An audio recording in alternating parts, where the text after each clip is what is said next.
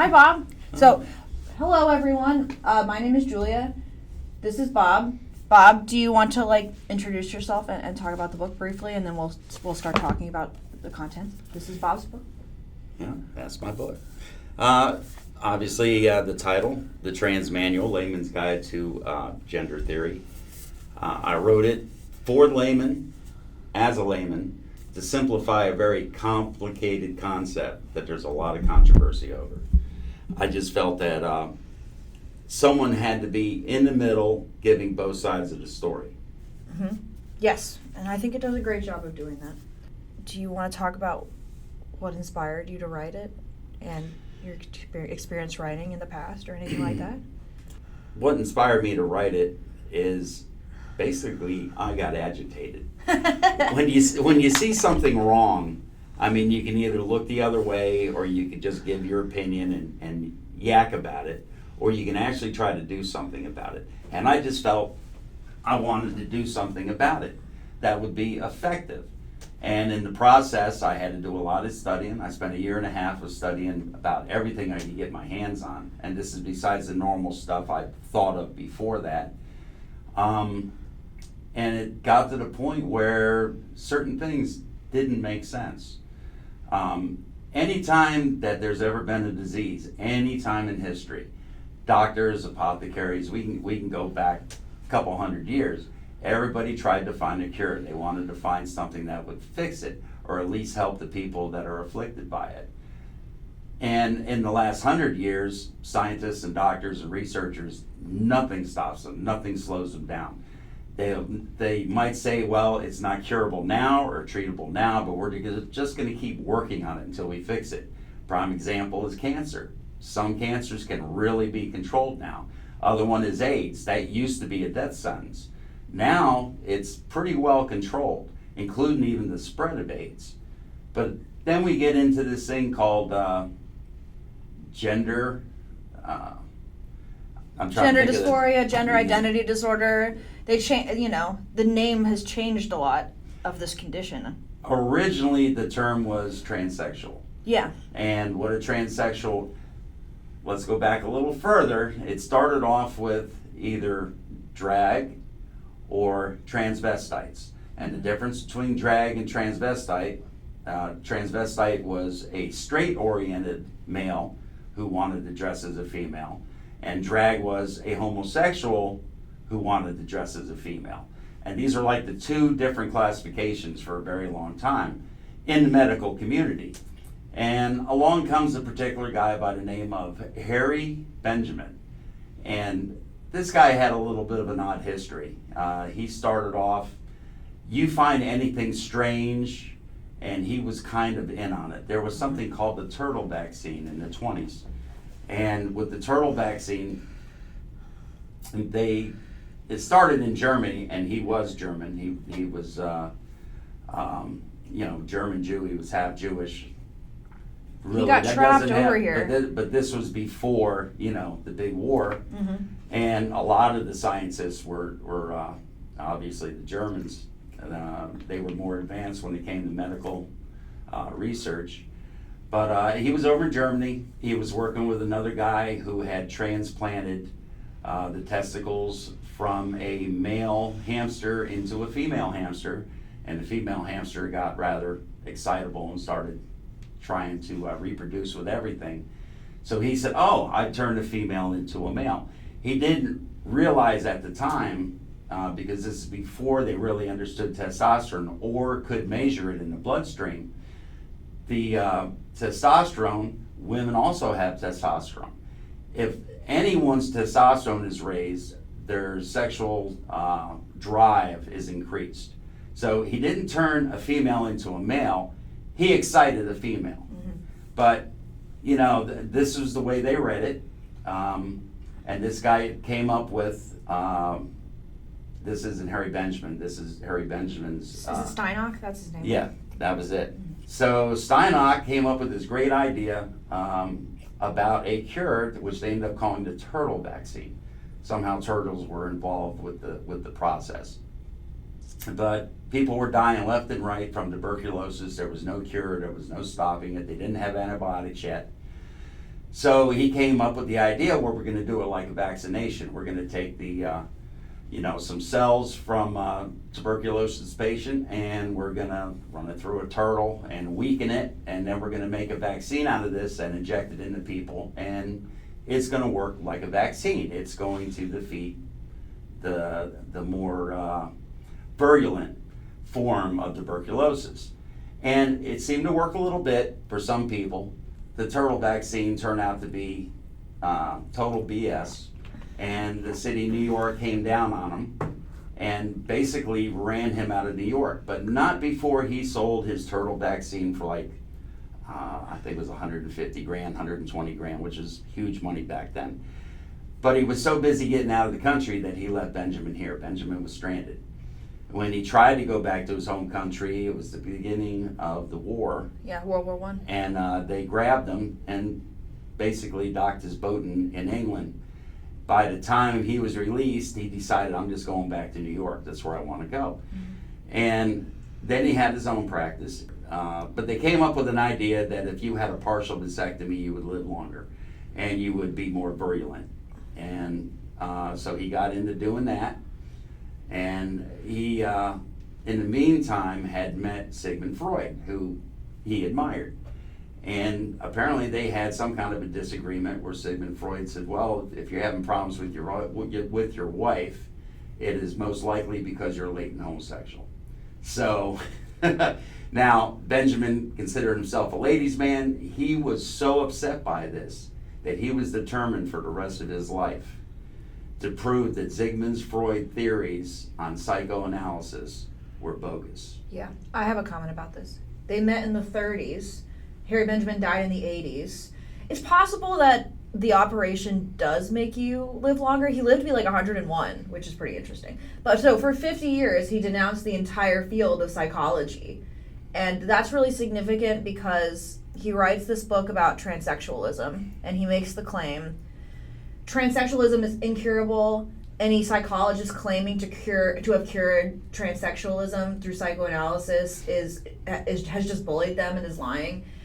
There's no studies behind this claim. He did not perform any medical studies, and he's very much basically just saying that because he has a personal prejudice against the entire field of psychoanalytics because he had a bad experience with Freud. Well, decades before. I mean, it's fascinating. He had his own mind. And of course he wanted to be famous on top of everything else. So the more controversial, the more famous you're going to get. And he wants to make money. I mean, so the partial vasectomies became a big Hollywood craze. And he was making a bunch of money. And then you talked a little about this before. Then they discovered testosterone and that you could inject people with testosterone. And that basically made the operation obsolete, right? So you can imagine he's living in New York. He's very famous among the New York elites, and he's making a lot of money, and he's grown accustomed to a certain lifestyle. And then suddenly, the Astoria, actually. Yeah. And then suddenly the gravy train is gone, right? And he's like, well, I need a new thing, and transsexualism becomes that new thing. Well, basically, he also wanted fame. Yeah. Fame, and of course, fame brings money. Yeah. But he'd gotten into some very strange individuals. He always courted strange medical people, strange medical theories, and researchers. And in fact, one of the stranger ones sent him a patient that wanted to be a woman. And apparently this was different from either being drag or being a transvestite. So he decided to make this a third category. And then he invented the idea of gender. He started and coined the word transsexual. Wrote a book about it in 1966. I believe was the Transsexual, the Phenomenon. Yeah. That's and right. In it, he said that it was totally incurable. It is a totally natural condition. There's nothing to cure, and there's nothing you can do for it. And I understand where he's coming from when he says, oh, well, this is an incurable situation, so we're going to make the person more comfortable. If you had terminal cancer and you were in horrible pain, you would want to be as comfortable as you could be. There's just no evidence to back that claim up. That's the big issue. Well, that's where the point comes in. Yeah. And this is what I was going to give as an example. Mm-hmm. Cancer is, at this moment, not totally curable. It's treatable. There is some things they can put it into remission, but they never ever stop trying to repair it. Yeah. They will constantly research what's the cause, what can we do, if it's cellular breakdown, if there's something we could do to change the way it mutates, what can we do to fix it? They never stop looking at cancer, and they never will. AIDS was a death sentence, and it was a horrible death. But they never stopped researching it. They never stopped working on it. They never just put their hands up in the air and said, well, it's incurable, let's give them some painkillers and let them go out as comfortably as we can. Now all of a sudden you come to transsexualism, oh, it's incurable, and that's it. Yeah, and then there's this whole belief that to try to cure it, to research a cure, is the erasure of the trans community. Which is something I find totally preposterous. we were having a conversation, and I was saying, listen, I'm asthmatic, right? So if a big medical review came out that said, albuterol isn't a super effective treatment for asthma, and we need to pour a lot of money into researching how we can actually treat this, I would be, I would want them to do that. I would be like, yeah, I want there to be a good treatment for this disease. I wouldn't say, oh my gosh, they're trying to erase my identity as an asthmatic person. I wouldn't get mad because that's illogical. That doesn't make any sense. But it's very strange. It's like when you identify with a medical condition, There is an example of that. Mm-hmm. Say, there's a large deaf community, and a lot of these, people are deaf. God, wouldn't you want to not be deaf anymore? No, not necessarily. Yeah, okay. Sometimes they dislike the people who get that implant. The where they cochlear can hear. one? Was it cochlear, whatever? Yeah. Because it's like you're making the rest of the deaf community look like they're handicapped. We're not going to argue what a handicap is, but basically it's like, so you don't want to be like us anymore. You don't want to be one of us. And this actually happens every now and then, Fascinating. Well, so far they haven't made the blind see that I know of, My at least thought not in about 2,000 years. We don't have to define what a handicap is, but if you're talking about being deaf, it's like that has a negative impact on your daily experience of life. It makes it more difficult for you to daily experience life. But I could see a trans-identified person saying that that's true of them too, because they can't even go to the bathroom. The difference is that one is a physical ailment. Yeah, that's very true. And this is what they're claiming Measurable. of transsexualism, which Yeah. they don't like to use that word anymore. But that's the same word that you had to qualify as to get affirming treatment. Yes. When Benjamin set this up, he was very adamant that you had to go through a whole bunch of psychological tests and evaluation, that it was so severe and that the likelihood of you hurting yourself was so probable that you had to be changed over. They've eliminated that. And, pardon? They've eliminated that. They've called that bigoted, or bigoted is the wrong word. They've called that transphobic. They've said it's gatekeeping. That's what they said. Exactly. Well, as soon as Benjamin came out with this theory, with that book in 1966, the trans community, because there was already a trans community, they didn't call it that then. Yeah. In fact, I think they called it the drag and it was transvestite is the correct word, but they had like tresty or something. They had a shorted, expression for it. Sure. But these people were enraged that the medical community would dare keep them from doing what they wanted to do. In other words, we don't need evaluation, we don't need to be fixed, and who is this doctor to say that we have to go and jump through these hoops to do what we want to do? I don't know. I mean, I think, and there's an interesting debate to be had about that. I think, like, if you, let's say I went into a plastic surgeon and I said, I don't like having fingers anymore. I would like you to cut off all my fingers. I think what the appropriate thing to do would be, like, if you want to pay for it and, like, whatever, but you need to understand that this isn't going to, like, save your life. What's really frustrating is they do these procedures, these elective plastic surgery procedures on people but they're told that it's going to help them, and the evidence does not show that it's helping these people, and that's what's really frustrating to me, is that these are people who I have no doubt that they're hurting internally and that they're looking for answers. I think it's malicious of these doctors to say this is the answer when you don't have the evidence to back that up. You know, that's what I think, and that's why all these detransition lawsuits are happening. As we're filming this, the first detransition lawsuit has been won. This young lady won $2 million because she was a hurting teenager who went to trusted medical professionals for help, and they cut off her breasts and told her that would help, and it didn't, obviously. It's horrible. It's horrific. Sorry.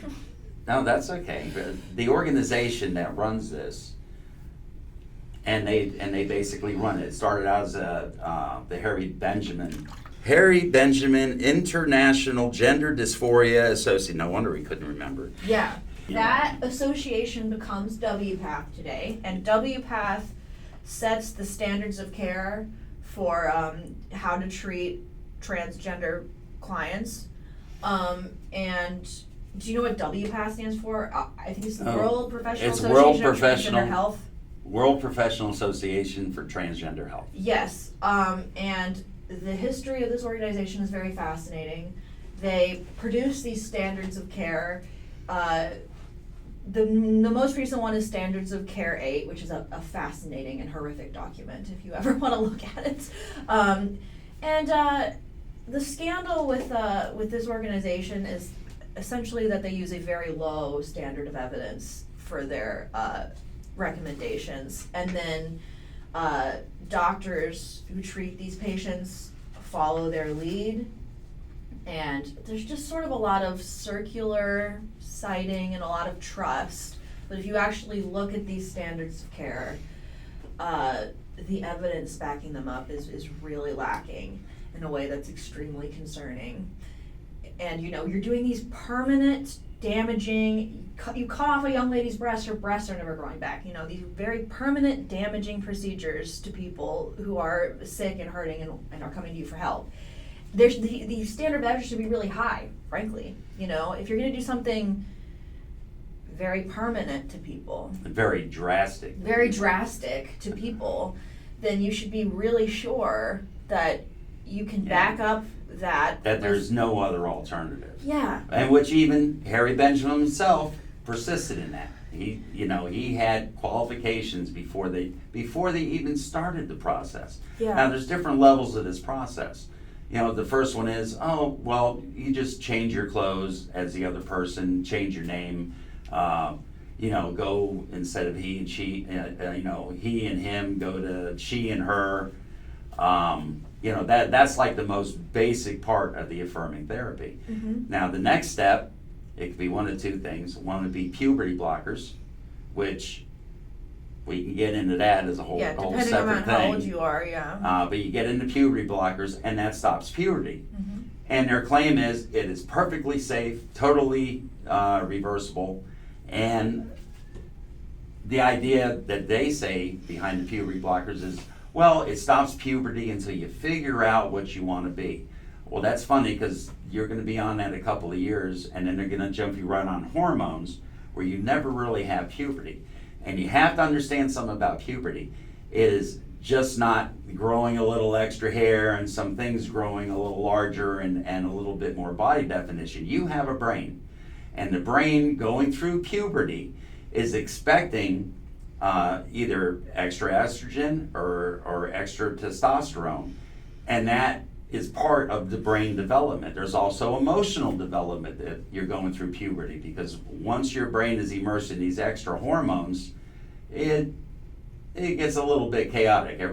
Most people have been through puberty. They'll understand, the way your brain reacts, the way it thinks, emotions, thoughts. Guys get more aggressive, women get more emotional. But this is all part of growing up. It is part of maturing. And they're like, oh, well, there's no real reason to have puberty. Well, why don't we just forestall till we figure out what you want to be?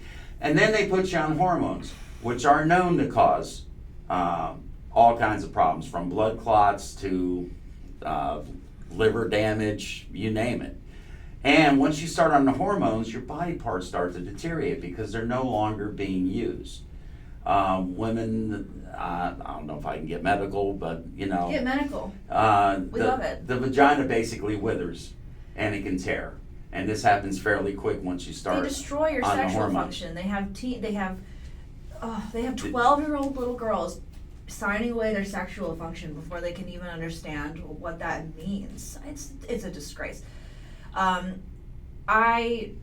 There's so many things we can talk about. Yeah, but it's pretty nasty what they do. Yeah, I mean, I think that you talk about in the book a kind of how might I say, a sort of change in the parenting ethos of America and of the world, where people have kind of taken a back seat, and a big part of the gender stuff is let your child lead the way. Figure it out. Let your child lead the way. You, the parent, don't need to be guiding them or disciplining them or helping them. You need to just be listening to your 8-year-old, which I find to be insane. But I also think that you talked about puberty, and puberty is scary, like it's rough. becoming an adult is scary, and our generation, Bob, sorry. My generation, certainly, I'm 30 years old. My generation was plagued by a certain anxiety about growing up, about entering the world, and about becoming an adult. So, you offer a generation that already feels that way a way to just sort of opt out, right? Let's just sort of opt out of growing up. Let's just sort of put that off, and it'll be fine, But as you mentioned, there are all these horrific side effects. You can't put off growing up. You can't philosophically put off growing up. It leads to big problems in your life. I think a lot of this stems from a certain, I don't want to say failure, because that's kind of mean, but a certain change in the way that we parent that was very negative for the children. What do you think? Do you have hot takes? I would say you're a father. You're talking, all right, I grew up in the 60s and early 70s. Yeah. So my parents, and most parents I know of friends and everything else, they encouraged us to learn something. I show a little interest in electronics. They would go to Radio Shack, get me an electronics kit. Well, here, play with this. My brother was a chemistry set, and he ended up playing with lasers on his own. My brother was a pretty smart guy. And if you're good at sports, well, let's get him a ball. The idea was that they encouraged what you were good at, what you were interested in. And that really doesn't happen as much anymore. So here you got kids with really no interest, nothing they particularly do except for look at their phone all day.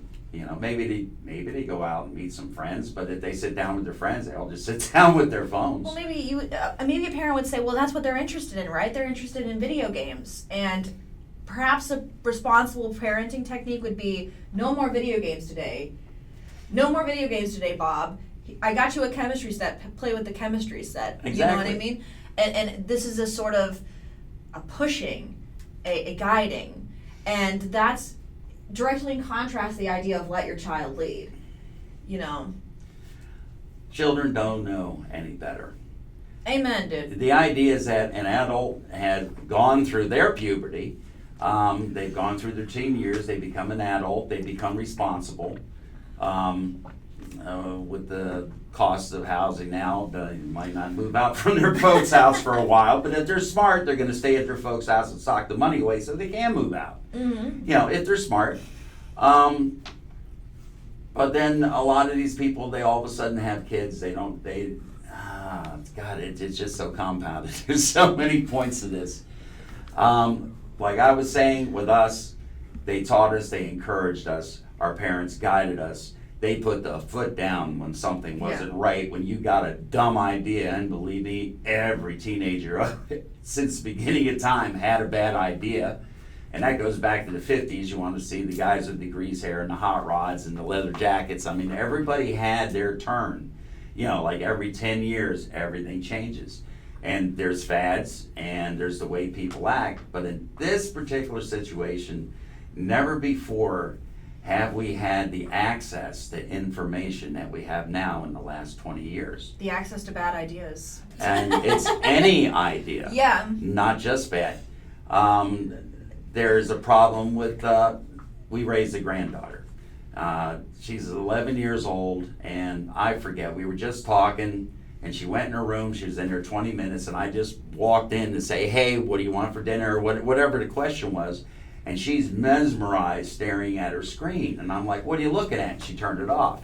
No, I'm taking the laptop. Would you, would you recommend screen limits? There'd be a great conversation we'd have where you just sort of recommend parenting techniques for like a range of kids. I have a toddler and I'm pregnant with a baby, but I work with a lot of people who have like teenage kids, you know, and obviously the parenting method in regards to those different stages of life is way different, right? My toddler does things I don't want him to do, and I'm like, no, you're not allowed to do that. And he gets mad, and then I'm like, get over it. Then he gets over it, you know. Well, you're I the don't parent. let him take the lead. You're their parent. You're not their friend. Amen. And that's something you have to remember. When my daughter was growing up, she's 40 now, but when my daughter was growing up and she was 2 years old, I just loved her, and we would walk through the mall, and she'd say, I want this and I want that, and I wanted to give her everything. But I knew what spoiling a kid did. I said, well, you think of what you want the most, and next time it's your birthday or a holiday, I'll hook you up. But think of what you really want. Don't waste your pick. Yeah. But I would have loved to have given her everything. And today, what do most kids want? I want a brand new iPhone, you know, or whatever kind of phone. And I saw this at the middle school that my granddaughter was going to. And by the way, what I found on her laptop was, it was rough for adult porn. And I asked her, where did you get this? Because she didn't have an iPhone, and she had to get the address from somewhere to put it in her computer. So I said, you know, where did you get this site from? And she said, oh, well, this, because she would tell me. She was honest. I had to pry it out of her, you know. There was no beatings or, you know, scalding water or anything involved.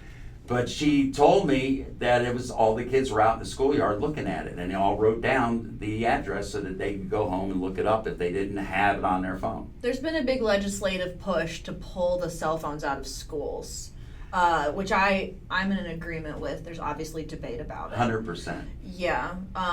And then there's content filtering, but kids are getting smarter and smarter, and it's easier to get around it. Who was the Speaker of the House? Mike Johnson? I should fucking know Oh, that. yeah, you should. Oh, you cuss. We gotta cut that. My channel is not for children. He had a program that he could see everywhere his teenage son went. Mike Johnson. Yeah, I remember reading about that. I actually have the name of it here. I just gotta go through my paperwork. And it was like a buddy system. He made it a buddy system. I but get it. It could be all one way. I like the idea of a buddy system personally, because it's like, it's taking away the do what I say, not as I do kind of thing. It's like, I have this standard for myself. I don't watch porn. You, teenage son, should not watch porn. You know? I think that's a good idea, personally. You know, because children don't like hypocrisy. It's not fair for you to say to your child, I don't want you, I have X standard for your behavior, but I have a totally different standard for my behavior. I think, personally. I disagree with that. That's, you know, Lay it on me, everybody Bob. has their own parenting thing. Lay it on me, Bob. Basically, I'm the parent, and I run the house, and you live here. Yeah, that's true. And this is the way the rule is. If a kid says, but you do this, it's like, well, I'm the parent. When it's your house, and I've said this, believe me, to my daughter and other girlfriends that I'd had kids, when you're grown and it's your house, it's your rules. And you know what? If I'm in your house and I violate your rules, feel free to throw me out, because that's your house. Yeah. But right now, we're in my house, and it's my rules.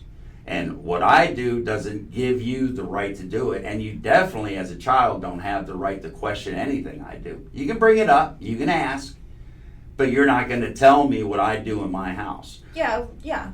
I think that as well, maybe something that I would think about this would be, if I have a teenage son, I don't want him to fall victim to the porn hole.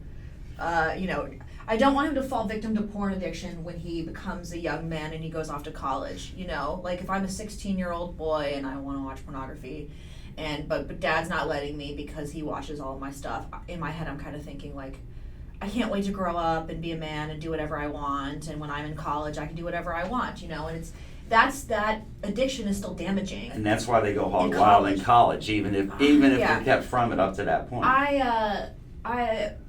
When I was a young lady, I experienced a lot of the phenomenon of parents, children I was friends with, who had very sheltering Christian parents who protected their children from everything. And then the second they went off to college, it was like a free-for-all, because not only were they now exposed to all of these new ideas that they had never been exposed to before. Their parents had never had a conversation with them about these ideas and about people who believe these things. But so they're suddenly exposed to all these new beliefs, and they're in this how might you say, a very vulnerable environment. Going off to college is very They are vulnerable vulnerable to an aggressive environment and and college overload of information. Once again, it's like College you is can that. only concentrate on so many things at a time, but when you're just encircled by all these different ideas and concepts, you just start picking them. And then it's like, well, what Yeah. does everybody else pick? What's everybody else following right now? And they jump on it. And then the professors preach a certain belief system very openly in classes. That's something I experienced. I have a film degree, I have a liberal arts degree, and it's very Marxist heavy, and it's very Marxism isn't this like scary, like communism killed millions of people. It's like this fun way to interpret art. Really, it was With so a negative. political slant, yeah. Yeah. Okay. It was so negative. I mean, and I think that part of the thing that was negative, speaking from my experience, is that high school teachers, at least in public high school and public middle school and etc., make a great effort to not be political, to try and be apolitical, right? And then you get to college and they are extremely leftist in everything that they do. So then you just sort of never hear any conservative takes. You know what I mean? Does that make sense? Well, I mean, you could go and like I say, I was raised Catholic. I went to 7 years of catechism, and Unless your the other- parent makes the effort. the other kids that were in the actual Catholic school, they were at like a different level of Catholic than us. That's true. So it was like they just took a step up. They were also more into money. The families got together after church. The families would gather out front and make business deals. I'm not talking about they're sitting there playing cards and stuff like that, but hey, I got something you're interested in, come over here, let's bring our other buddy over, meet me at the house. It's really the way business is done anyway, but this was done through the Catholic Church, with the more substantial, people. I was not one of them. You said you were raised Catholic, though. I was raised Catholic, yes. Was it just like church every Sunday? Church every Sunday, catechism on Saturday. My father wasn't religious, my mother was. Now, our dynamic was that my dad basically ran the family, and my mom ran the home. We were not allowed to cuss in the house whatsoever. If we so much as said one cuss word, we were in serious trouble with mom and very possibly my father. Now, outside the home, we could pretty much do whatever we wanted, including in my dad's presence. I grew up working in my dad's shop since I was 8 years old, so I was exposed to a lot of stuff. And I didn't curtail my language, but if I walked in the house and said any kind of a cuss word, I was in serious trouble.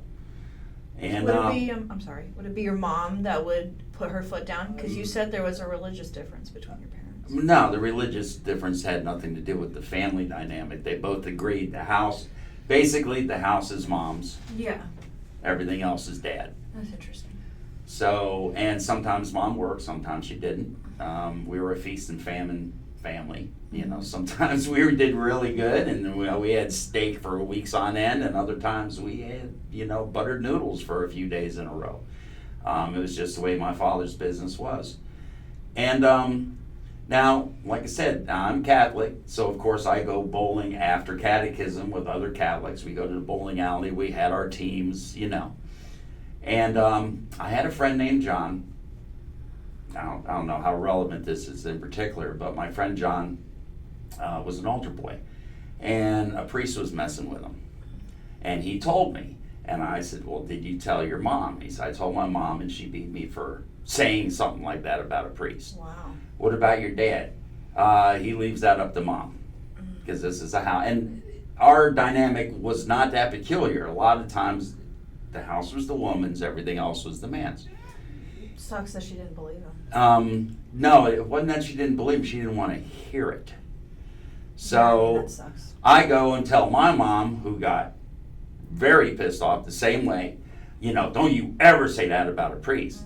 Now, here's my father, who had a Carney background. He was in World War II in the Philippines. He's a guy's guy, So I said, Dad, this is what's going on. This is the problem. Which my dad said, this ain't gonna work. I ain't going for this. He went to talk to my mom. That was causing a family conflict. He said, well, let me just go over and talk to, I almost said their last name, which I don't want to do. He said, well, let me go over and talk to them. Mm-hmm. And they didn't want to do anything. The mom had one opinion. The father was like, it's up to her.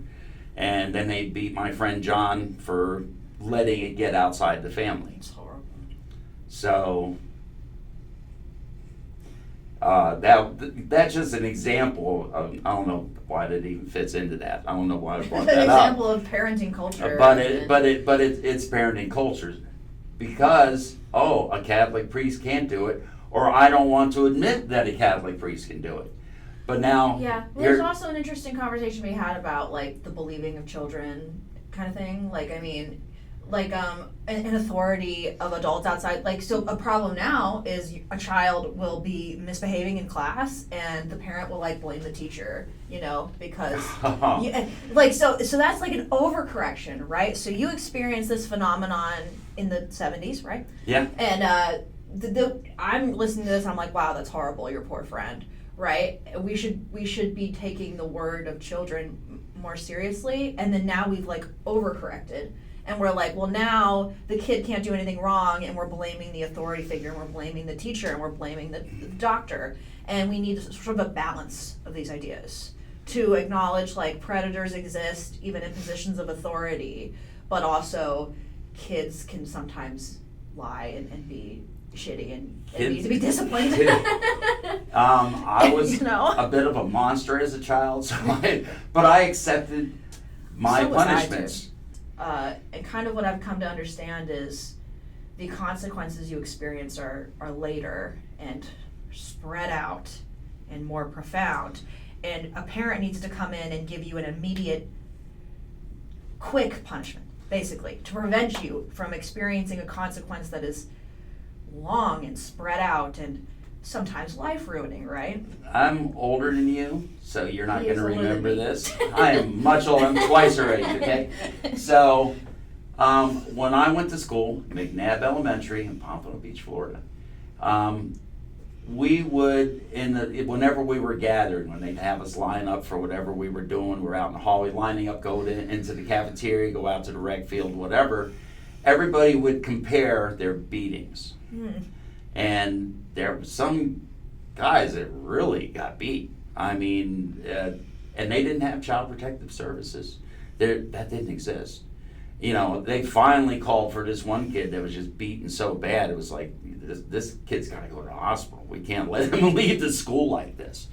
Not going to say his name either, but, and his mom was a drunk who just beat her kids, and that's all there was to it.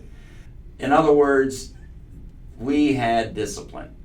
And maybe too much, when right? we saw this, hey, look, whatever you do, don't run. You'd rather take it on the butt than on the back of your legs. At the back of your, we had all these things figured out. Don't run; it's just going to make it worse. And if you saw, a pretty serious mark or bruising on somebody, we didn't say, oh my God, who did that to you? It's like, what did you do to deserve that? And that was the mentality. Well, again, it's the same phenomenon we were just talking about. It's like we overcorrected. Should a child have to be beaten so severely they have to go to the hospital for someone to intervene? Probably not, right? But then we have overextended the protection of children to the point that we've coddled them, and now it's like a child gets a bruise on the playground, and where'd you get that bruise from, honey? Is someone hurting you? Oh my God! Or we have the to whole investigate the whole controversy, the whole conversation around emotional abuse. Is it emotional abuse to take away a child's Xbox and they cry? No, Emotional abuse. Is it? Yeah, but like I mean, there's been this kind of, it's an overcorrection. That's what it is. Exactly. Is that your, not your generation in specific, but maybe, and like younger Gen X and stuff, saw that they were raised this way, and they were like, it was a little bit too much. You know, we need to give the child more of a say.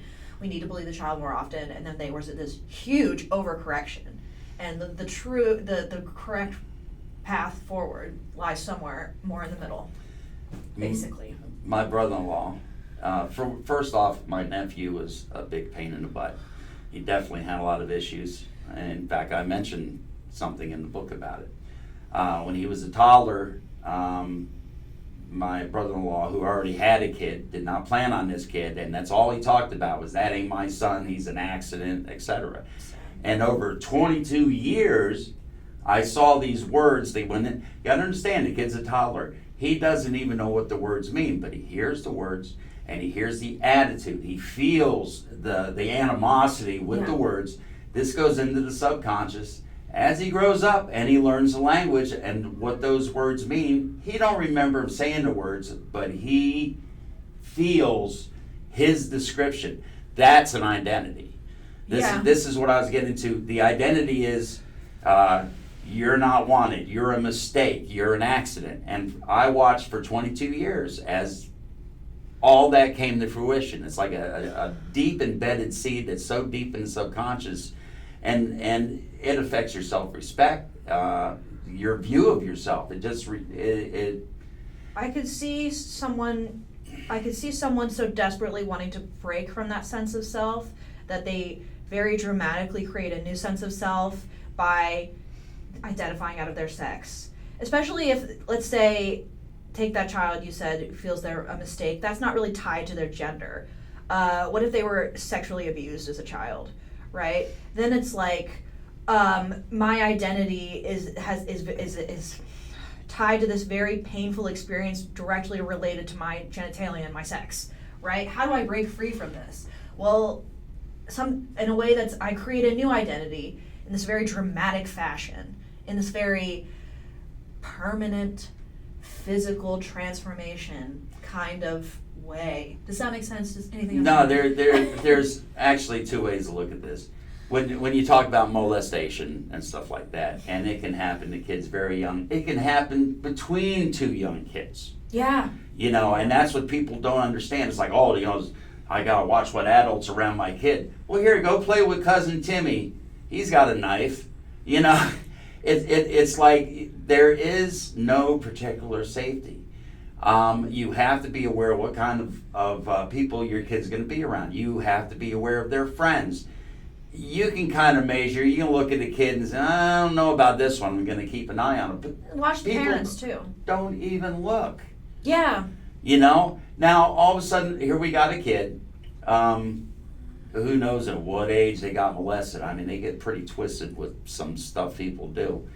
But you have an identity.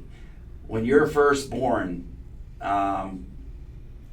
the first things you really latch on to are like possessions.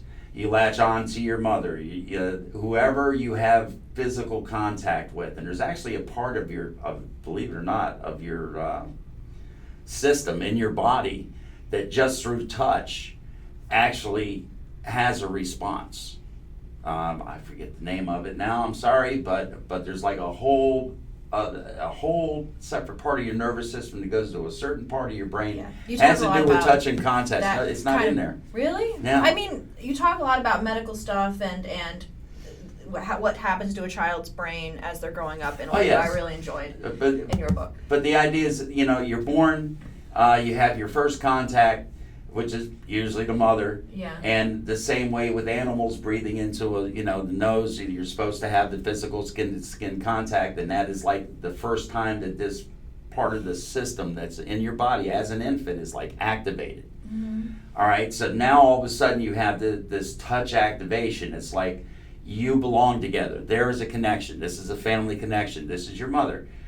Now, or whoever, but it is a person, it's a skin-to-skin thing. And then after that, it's with contact with the mother, they have comfort, they have feeding. Without contact, they're cold and hungry. It gets to the point where contact with other people become necessary. Alone, you're hungry and alone and possibly cold. With other people, you have comfort, you're no longer hungry.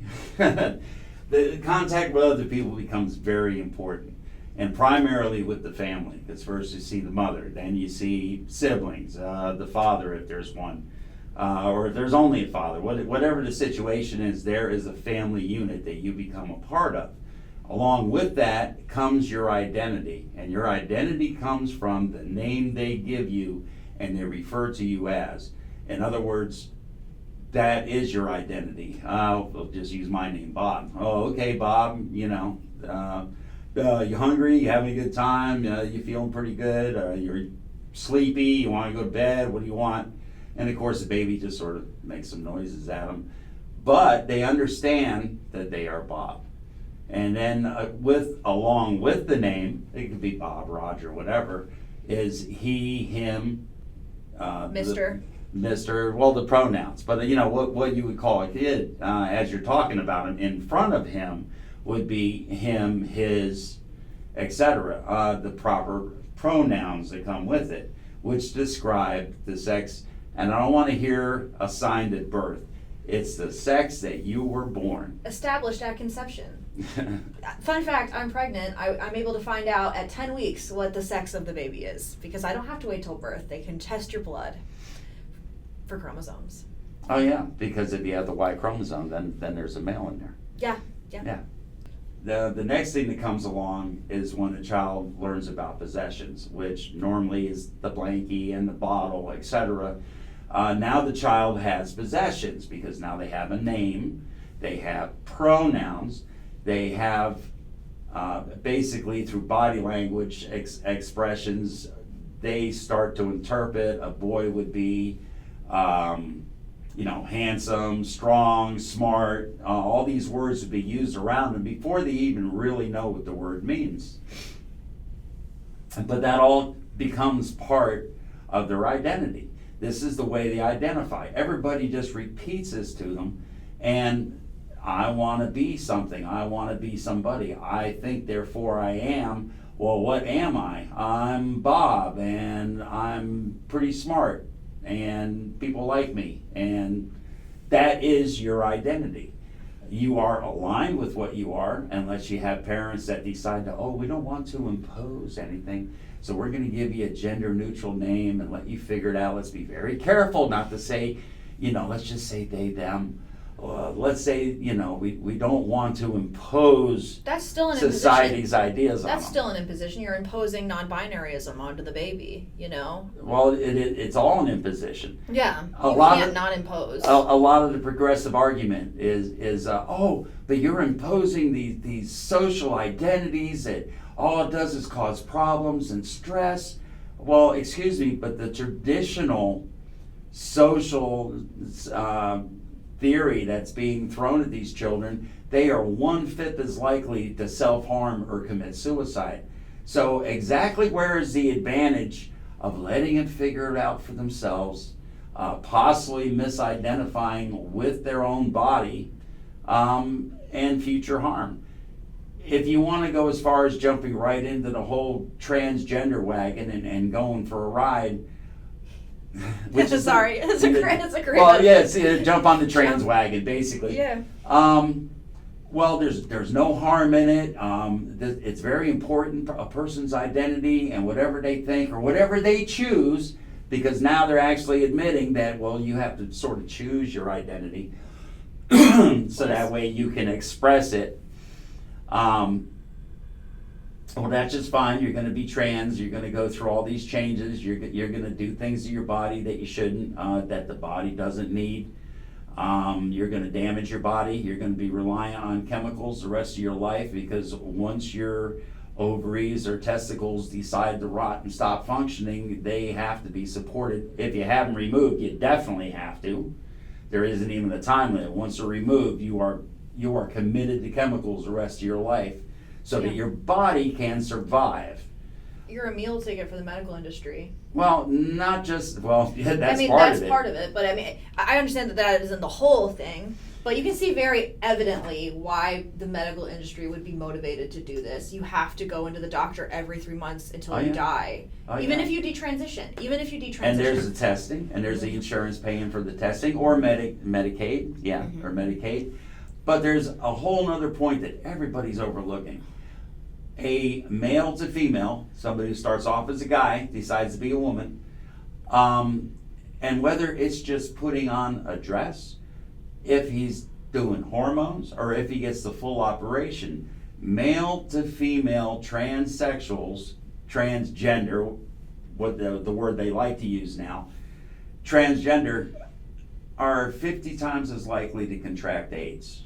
And that's the lower number, it's over 50. And female to male are like 6.8 times as likely to contract AIDS. Why do you think that is, Bob?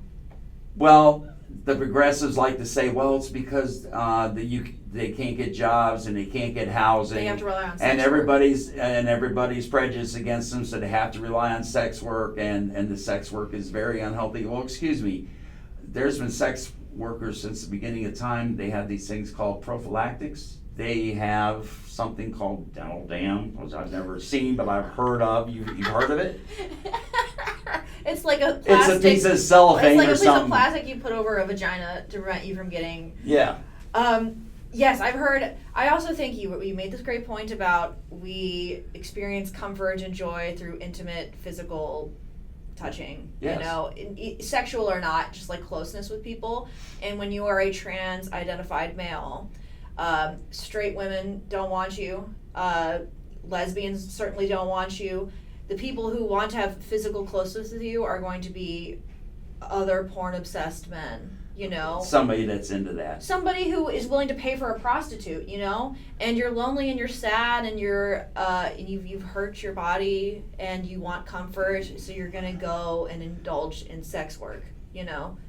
And then there's also autogynephilia. I don't remember if you talk about autogynephilia. I mentioned it once or twice in there, and the autogynephilia is basically an obsession by a male that wants to have a vagina and more than likely uses it. It could be just having one and not using it. Yeah, I've always thought of it, tell me what you think of this definition. I've always thought of it as a sexual fetish where you get sexually excited by the idea of yourself being a woman. That's the way I take it. Yeah. There's also all these arguments, progressives, especially the trans community, swears up and down it's not a real thing and somebody just came up with the theory. But there's people out there. There is every variation of sexual perversion, kink. But let's get into the linguistics on that. Yes. Let's broach the linguistics. It started out, Harry Benjamin, he came up with this new word, transsexual. You already had transvestite, you already had drag. The difference, drag was a homosexual crossdresser. Crossdresser is a new word, by the way. And then transvestite is a straight male who likes to put on women's clothing. Now, that could be a girl wanting to be a boy also. It goes both ways, but we're just generalizing by saying a man wanting to be a woman is the most obvious change. The issue is that a transsexual was the exception, and a transsexual was a condition that was so severe that you had to do something to give them comfort before they hurt themselves. You had to be in such bad shape. It ain't like, oh, I'd like to wear a dress and I'm kind of bummed out because I can't, because, you know, society ain't going to go for it. No, this is like, I have to do it, and if I don't, I'm going to hurt myself. I'm going to kill myself because I can't be what I want to be. There's two ways to look at this. Harry Benjamin said, oh, you were born this way, which you're going to argue in a little bit. You were born this way. There's nothing you can do about it. It's beyond your control, and we have to assist you in every way possible and do the nastiest things of your body so that your mind will feel better. Is it innate? Yeah. And that you have to do this because it's a part of you, or is this a fetish? and you have such a drive to do this fetish, just like, and I'm not saying they're all child molesters, but let's just say a child molester, they don't want to hurt kids, they have to. It's a drive. It's a drive that they can't resist. They have to medicate them to even help them resist. Does that sound a little bit familiar? Because maybe it's not innate, it is a fetish, it is a drive that they need to indulge in so bad it gives them anxiety that they call dysphoria. Yes, and then I have, from what I understand, there is literature about this, that there are basically two kinds of transsexuals. Autogynephiles, which have a fetish, a strong sexual need to do this stuff that causes them anxiety if they're not able to express that. And then also homosexual transsexuals, which are gay men who are very effeminate and are looking at their female friends and thinking, if I was a woman, my personality, my interests, who I am as a person would be celebrated, but because I'm a man, my life is just so much harder. A great example of this is George Jorgensen, also known as Christine Jorgensen. Familiar, Yeah. This is a person that I was going to say had a run-in with Harry Benjamin, but that's not what I mean. Had a personal relationship with Harry Benjamin. This is a guy, an extremely effeminate gay man who falls in love with his best friend, who's like a womanizer, you know. And he's looking at the situation and thinking, if I was me, but in a female body, I could have everything that I want. I could have the man that I want. I could have the life that I want. But because I'm not, I get drafted into World War II and I have to go fight, and I'm not, and you know, he's an extremely effeminate kind of pacifist kind of man. I'm not, I don't want to do that. It sucks that I have to. If I were a woman, I wouldn't have to do this. And then takes that train of thought and says, what if I can become a woman? What if doctors can turn me into a woman? Then I can have everything that I want. And then George meets Harry Benjamin. And another thing is that... So that was the first one that started this One whole of thing. the first ones, One of the first. because there was, like Bob referenced, there's a lot of shit going on in Germany. A lot of stuff going on in Germany as well. And then World War II happened, and then the Nazis actually took a lot of these people and took them under the fold, and it basically was like, we're going to cure... They thought it was a cure for homosexuality. They were like, we're going to cure the homosexuals by turning them into the opposite sex.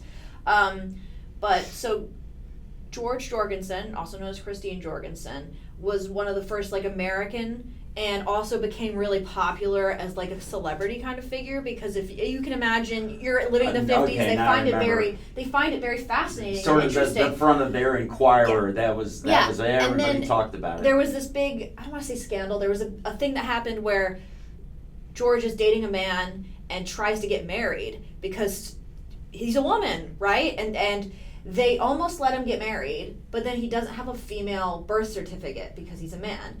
And they're like, homosexual marriage isn't legal. But... And there's only one birth certificate back then. Yeah. It was not, you didn't alter them. Yeah, and then thus there's a big movement to alter your birth certificate, right? But also, if you think about this, George is now suddenly able to walk down the street and hold his boyfriend's hand, and nobody's like throwing rocks at him, and nobody's shaming him because he looks like a woman, and everybody. So this is a way to escape homophobia, you know. If I may interrupt, though, Yeah. This is the most contradictory part of that whole concept. If you're a homosexual, you like guys.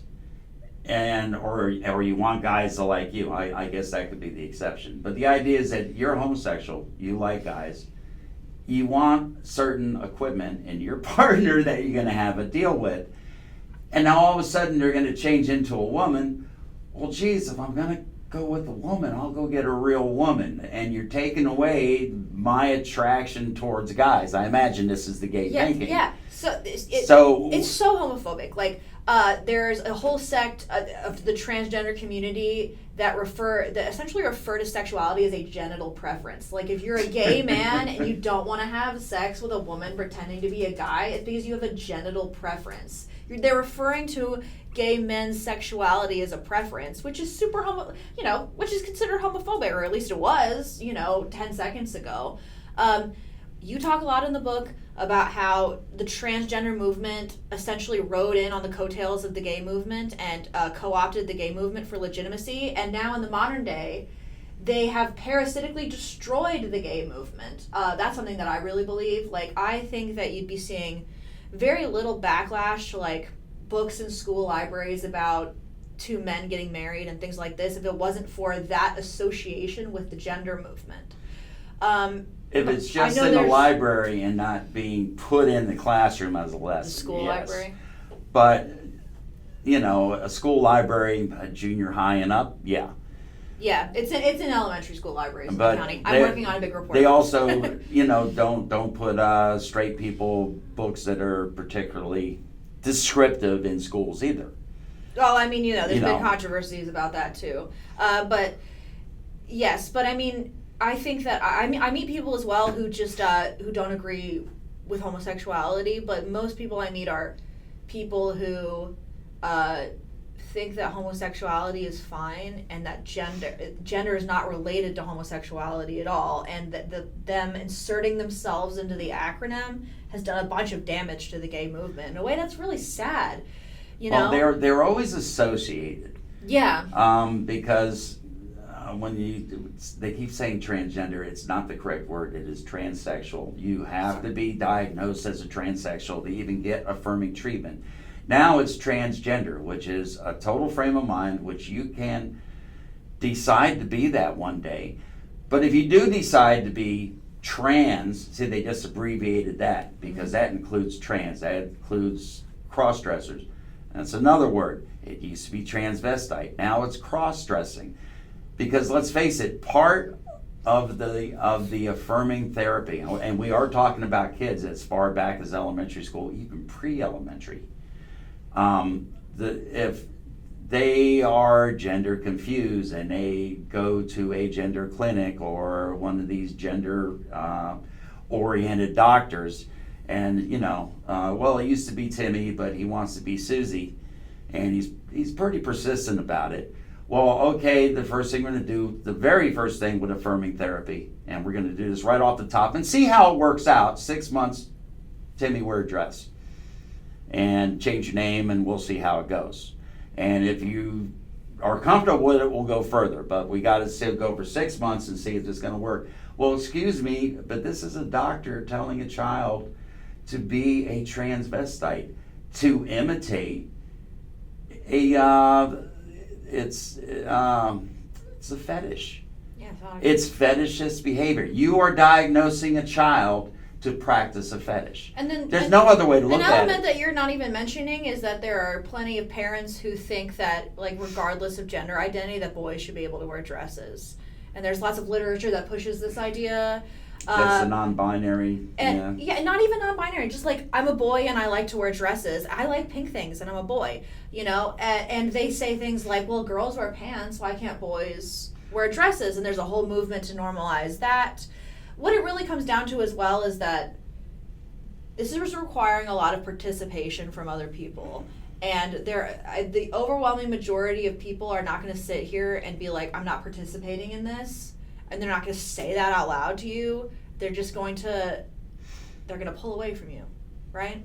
They're going to distance themselves. If you're in second grade, you're wearing a dress, somebody bought it. Yeah, well, children are asking you to guide them, right? So if a boy child, your 8-year-old child doesn't know the rules, right? Goes up and says, look at this is a nice color, Mommy, and it's a dress. Mm-hmm. Mommy's job is to say, boys don't wear dresses. Like, that's not a normal thing that happens in our culture, and I want you to be liked by other people, and I don't want you to have a target on your back. Yeah, I want you to have like a normal social relationship with the other children. But that has become, but there's tons of parents who look at that and they want to affirm the authenticity of their child, right? And they're like, oh, well, you are telling me you want to wear a dress. Who am I to stop you? You know, but they don't understand the complex social framework. You do. You're the grown-up. Now, I'm going to tell you a story, 1975. Okay. And I always liked older women, even when I was a kid. Oh, wow. I was known as the Granny Slayer. So, that was me. Even my girlfriend, when I was 15, was 17, could speak like 4 languages. I just, smart, intelligent women did not, I found it attractive, where most guys, oh my God, she can think, But I was, we had a schoolyard. It was the elementary schoolyard, but everybody would go out there to play sports. They didn't put the fences up yet. Everything was open. And you'd go out there, play football, baseball. You'd have 4 things going on. It was a very large area. And, of course, I found, 2 women in their 30s, and I had the hots, And they're talking to me, which, it's a little boy's fan. Well, not a little, I was 14, 15, but, It's a young man's fantasy. It was working for me. Let's just put it that way. Mm-hmm. And the one mom turned out to be the mother of somebody I knew at school. Somebody I didn't particularly like, but I didn't have a problem with him. It was just one of them guys like, I'm not my type of person to associate with. And she tells me that she makes him wear a dress at home. And makes him? And makes him. And because the things that his father put her through, she was going to make sure that he never had a son. Ugh. And tell all your friends. Ugh. Serious. That's horrible. It's a grown woman told me this, and I'm like, oh yeah, sure. I mean, I thought she was cool, but this is wrong. And no, I didn't do that. As much as I didn't like the guy, why would I do that to him? But her whole intent was to harm the ex through doing this to him. And of course I knew who he was, and as a guy, you picture it in your head, it's like, oh my God, your mom's doing that to you. She would be protected today. She would be protected. She would be endorsed. Yeah. She would be celebrated. And this is the problem, is that, how could you not want to protect your child from being strange? I'm sorry, but it's strange. Oh, we have to be all inclusive. Well, they label the other children the problem. It's the other children's problem for thinking that you're strange. And they think that this one, like MLK, one person can change the world. You're going to change the whole culture of this school by wearing a dress. Honey, that's not going to happen. What you're going to do is you're going to put your child in a position to be socially alienated. And that's very negative for their development. It's very negative for them down the line, too, because in career development, because you didn't learn how to play on the schoolyard properly with other kids, you didn't learn how to negotiate in the workplace, and it kills their dreams. You're killing your child's dreams by killing their social development. You're socially retarding their ability to act correctly. Yeah.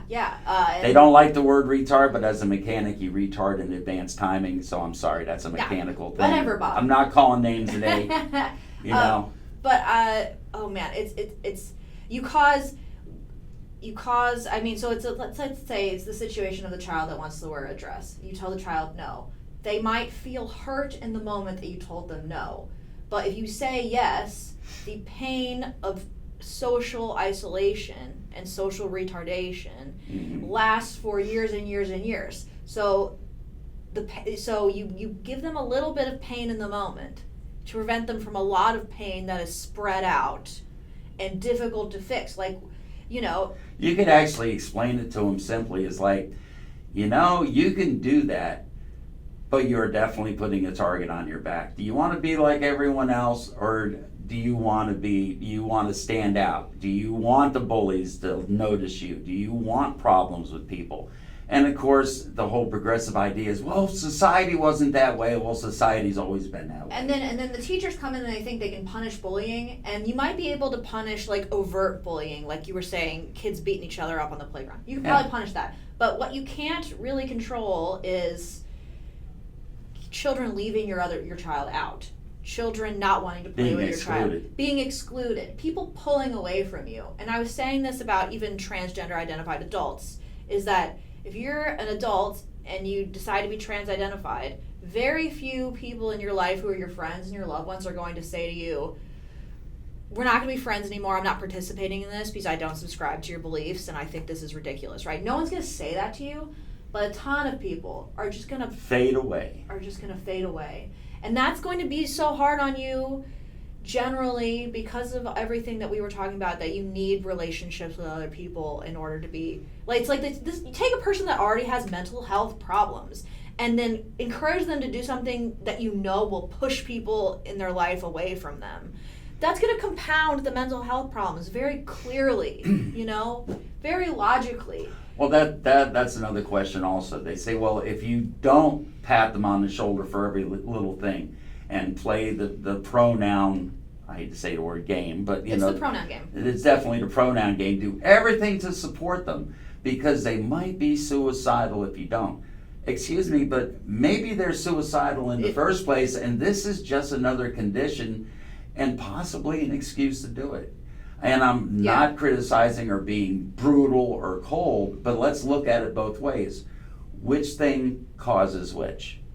Then you get into neurodiversity, where people don't think normally in the first place. They're a little bit, and I'm not talking about kids that are really slow or really bad off, and I'm talking about they're a little challenged. Yeah. And then you get a parent that doesn't take the time, to really go through the work to make them comprehend certain things. They have problems comprehending. It's easier. Well, you know what? You like the dress. There you go. Go ahead. There's a correlation between trans-identified children and autism. 80%. Yeah, I mean, that's staggering. And why is that? Why is that? And I can think of why I think that might be, which is that they have a challenge that makes them socially isolated, and they're looking for something to alleviate that, and they find the warmth of this community. They get suckered into it, and they are less able to resist it because of the neurodiversity. Well, they're already alone because of neurodiversity. Yeah. They're already outcast a little bit. They already have problems communicating, and here's a whole bunch of people just like them because there's already been a bunch recruited. Oh, did you have problems talking and everything? Yeah, me too. Come on over and hang out with these people, and you'll see how much you're loved and included and respected. And I think that's why there's a high percentage of them actually in the trans system. Now, my granddaughter went to a school down here called G-Star. I don't know if you ever heard of it, but it's actually a film school right here. Cool. In fact, it's 5 minutes from here. Was there a neurodiverse community in the school? I see that. So here's my granddaughter, and my granddaughter and myself talk all the time. Mm-hmm. So she tells me my granddaughter didn't have any issues. She was a straight girl. She liked guys, but here she's in a very progressive school. And she said she was so tired of these people walking up to her. First thing out of her mouth, how do you identify?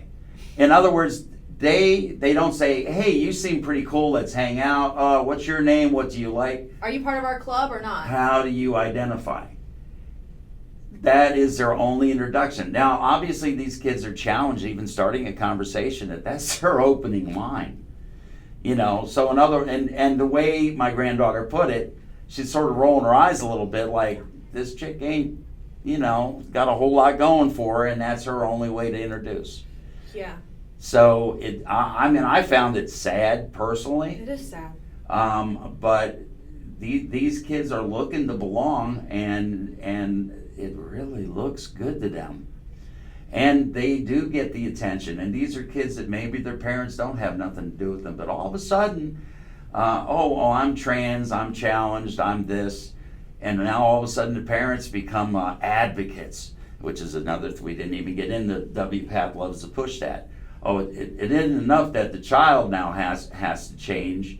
The parents have to be an advocate, and everybody in the family has to be an advocate. And if you have any problems with anybody saying something to this kid that contradicts what we teach, you go after the school, you go after the PTA, you go after whoever that doesn't totally agree with the transition process, the affirming process. No, this is their new name, this is their new pronouns. Anything else is going to kill them. It's going to make them kill themselves. And this is the constant excuse that what we call the trans radical activists, TRAs, are so adamant about. You are killing us. You are murdering us. They're blackmailing you emotionally. And but the thing is, even the deep progressives, it isn't a Republican and a Democratic thing. Yeah, there's a lot more on the Democratic side. There is a correlation. But don't think that every Democrat agrees with that. Don't even believe half the Democrats agree with it. 38% I know the stat on this. Yeah, I cite it all the time. 38% of Democrats do not agree with gender identity beliefs. There's a third left, third in the middle, third far right, and in spite of politics, there's a lot of LGB that do not like the trans ideology. They're killing their movement. Not just that. Yeah. They don't believe in it. Yeah. What can you do, person watching this video, if you're part of my crew or you're just like in the community and someone sent you this video? I intentionally do not play along in public. I don't act like I'm doing something wrong.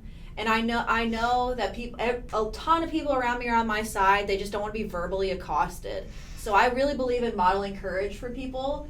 What are your pronouns? I don't subscribe to your religious beliefs. I'm not doing this. I'm gender critical, and I have a huge community of people behind me who agree with my stance, even if they're not going to sit here and say it to you because they don't enjoy being yelled at, And then they totally lose the ability to do these public shaming exercises, particularly after Trump won. Trump won every single swing state, and he really ran on this like, we're going to pull this woke nonsense out of the schools, men are not women. It was like a big part of his thing, and he won. And DeSantis in particular, our governor. I happen to like DeSantis. I love DeSantis. Do not act like, you're doing anything shameful, because you're not, You're not. Excuse me, but normal people have the right to express their opinion too. Yeah. Our opinions count. Our feelings count.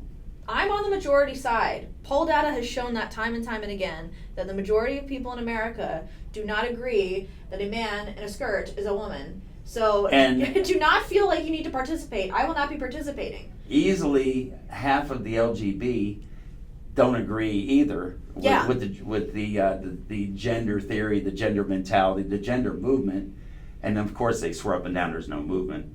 Oh, and we're not after your kids, but we sure as heck want to teach them in second grade and make them realize and understand. I think the path forward for the LGBT movement in this country is to separate yourselves from trans act. I know they won't. I mean, there's a very vocal, or there's a minority of LGBT people who are willing to do what I'm talking about, which is we're not playing this game. But I think the overwhelming majority of the LGBT people who are willing to be vocal are like, we have to align with our trans brothers and sisters and the whole community. If they don't, they're attacked. That's the problem. You got the LGBT, they don't believe in it. You got the trans that look at the LGBT as, oh, you would love to change, but you don't have the courage.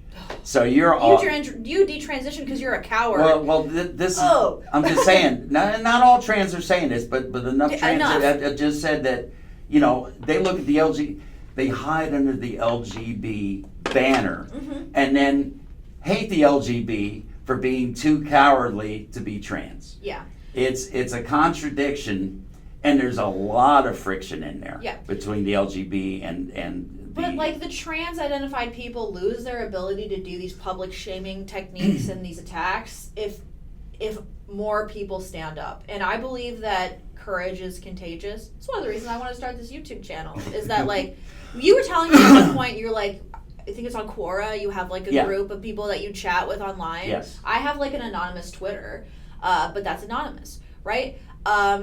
So I decided like, I need to be courageous and I need to show my face and I need to like say what I think, and if you want to come and attack me, be my guest, but like, you're not really, that makes you look bad. It doesn't make me look bad. I mean, my wife was actually concerned with me even writing this book for that reason. Yeah. She said, these people are crazy. You don't know what they're going to do. Yeah, but they lose the ability to be crazy the more people like me and you are willing to do stuff. As long as you play into their game, and this is where, once again, getting into the language. I'm on Quora and I do all kinds of responses, and this guy texts me, oh, well, I'm a cisgender, this and that, and straight man and married, but excuse me, why do you have to say cisgender? Just say normal. Just say a guy. Don't use their language. I'm That's a man. playing their game. And that's exactly what the problem is. Yeah.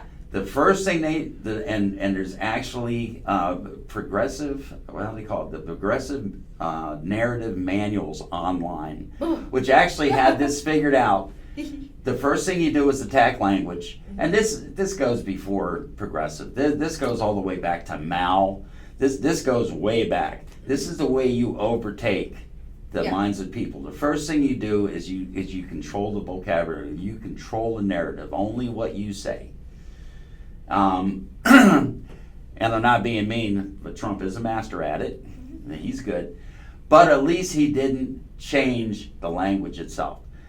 Changing the language itself. Okay, first thing we do is man and woman. They're not really words no more. They're more of a suggestion. Yes, I'm a birthing person. Yeah, I'm an egg carrier. A birthing person, egg carrier, and if we say man or woman, oh my God, somebody is very distraught. They've been triggered, and it's for one thing. If you're that delicate, just go end it now, because that is, you're gonna have some real challenges without hearing the word mom, dad, man and woman, and if that. Can't you emotionally regulate without controlling my speech? Like, can't you just I'm sorry you're upset. Go eat some ice cream. Not cool it down. Your emotions are not.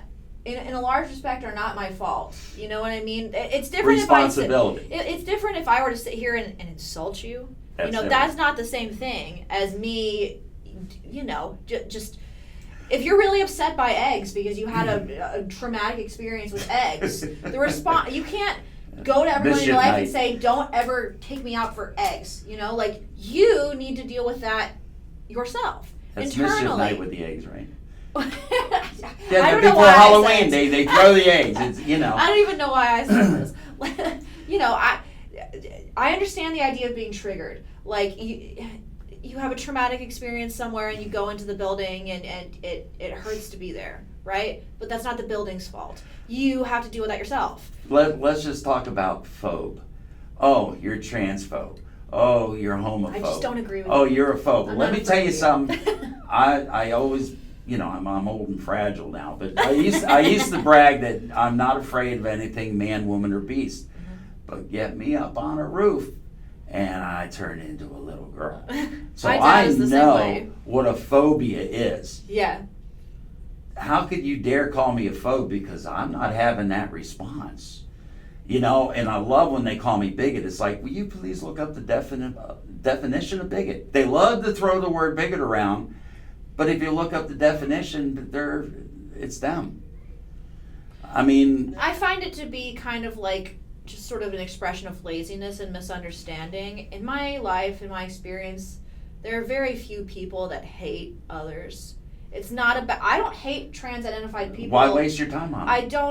I don't subscribe to their beliefs. And if anything, me challenging the beliefs is in my view kind of an expression of care. Like, you are a person who is experiencing a lot of pain and hurt and stuff, and this is a distraction, and you're not addressing the real problem, and every minute you're not addressing the real problem, you're not solving I want you to solve your problem. I want you to solve the emotional hurt in your heart, and the evidence just doesn't suggest that cutting your breasts off is going to do that. What it does suggest is that you are creating other problems to distract from your initial problem, and I don't want you to do that. I care about you, right? On a human level. And a lot of that, as far as the affirming therapies, it starts off with the clothing. It goes on maybe blockers. It goes into hormones. It goes into surgeries, and usually not just one surgery. It's normally a couple, and then it's continuing visits, as you say. The thing is that they're dragging them along with hope. In other words, doing these things to them doesn't put them closer to their goal in reality. In their mind, they might actually be changing, but they're being sold the hope that they're actually going to become the way it is. Of course. And it's like every step of the process you take gives you a little serotonin boost. A little bump, yeah. The same way a placebo would. Like, you're doing something, right? And then you get to the end of the line, and there's no more surgeries, there's no more steps.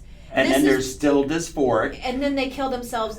So I don't know if you're aware of this study that they did in the 70s in Sweden. Oh, yeah. Okay, I love to cite this. This is one of my favorite things to cite, is that they looked at actual suicide rates of trans-identified people versus not trans-identified people, and the highest rate of actual suicide in a transgender person's life is 10 years post-transition, Why is that?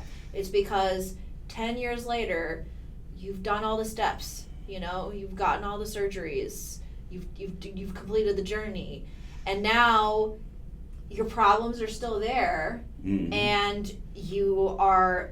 Life didn't get better. And life didn't get better, and you have other problems now. You have medical-related problems, like you said. You gotta use a stretching tool. Yeah, and you have to dilate. That's what I meant. Yeah, you have to dilate every day. You are chained to the doctor's office. If you don't like your job, you're afraid of losing your health insurance. You can't quit your job. Also, you're probably worried. There's all these employee discrimination laws, but there's nothing that prevents companies from not hiring you. Companies just won't hire you because they know you're a nightmare to work with, right? So you have all these additional problems, and this treatment process didn't solve your problems.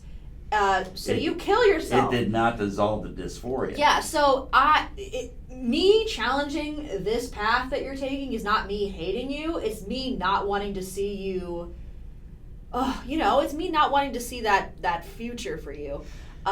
Quickly, I just want to give an example. We were talking earlier about Danica Rome. Danica Rome is a trans-identified male politician, and I read his biography for research purposes. Good right? for you. At 5 years old, this boy's father kills himself by lighting himself on fire in their That could backyard. be traumatic. Okay. Yeah, I mean, Jesus, right? And then his grandma died, right afterwards.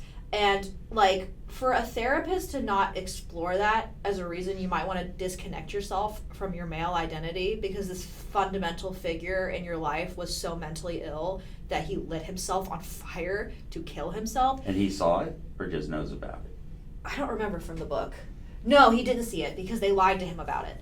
But he But talked a neighbors lot about... told him, neighbor kids told him. He talked a lot about, this was a mentally ill man. Think about how mentally ill you'd have to be to kill yourself by lighting yourself on fire. He lived with... This was his central male...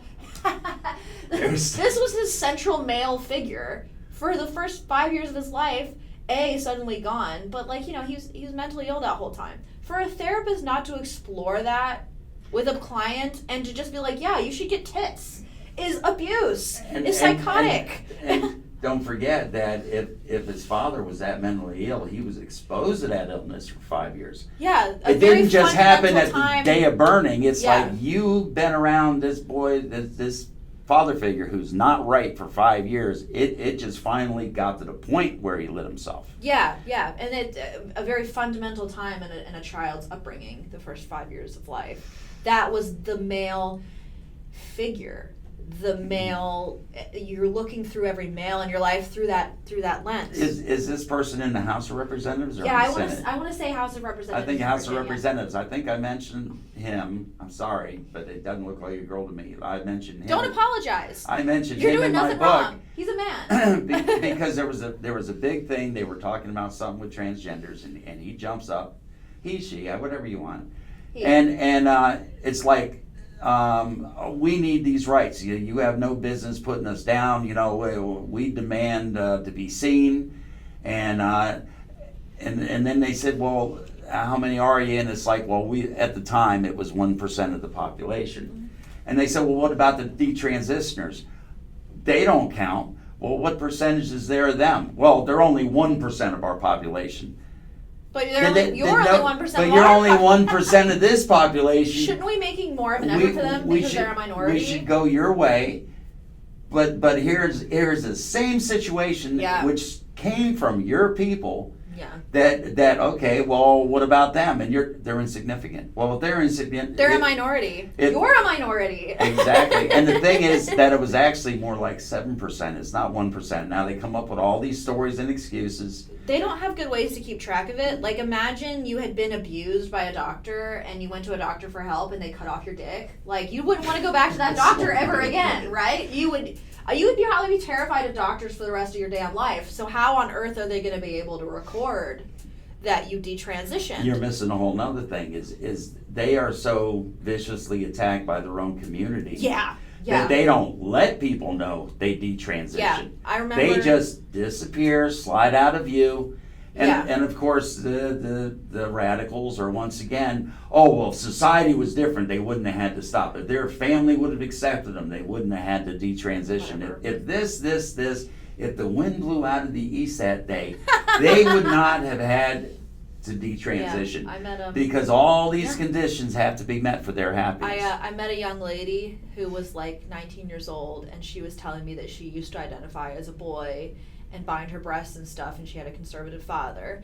And she went to her father like, I want to get my breasts removed, and he was like, fuck no, you're not getting your breasts removed, you know. And he told her no. Thank you, Dad. And then she grew up and she went to college, and she was like, maybe I'm not a boy, maybe I'm non-binary, and that's you detransitioning, right? But she doesn't identify as a detransitioner, you know. But under their umbrella idea, she's born that way. That's I know that's the issue. How are you born that way? You just resisted giving into being a trans until you were 40 years old, and you finally gave in because everybody else is doing it, and you don't feel it. They got all these stories and excuses and reasons, but you were still born that way. And then it's like, well, okay, well, prove you that they're born that way. Well, we can't, but we've looked at a couple brains, and we think. Yeah. Or this is indicated. And the brain studies have never been able to be repeated, and they didn't control for homosexuality. That was the other thing. When they did a high resonance scan of the brains, and they said, oh, look, there's 5 or 7 regions of the brain. One test was in 5, the other was in 7. Mm-hmm. You know, and they did this super high intensity scan, which apparently takes like 2 hours with your head clamped in the machine. It's very uncomfortable. Mm-hmm. And they said, oh, and we found a difference. And look, because these are the trans people, and this is the thing we found. But if you read on a little further, it was only in the homosexual brains. Yeah, they didn't control homosexuality. Yeah. But the straight oriented brain, no difference. Yeah. So.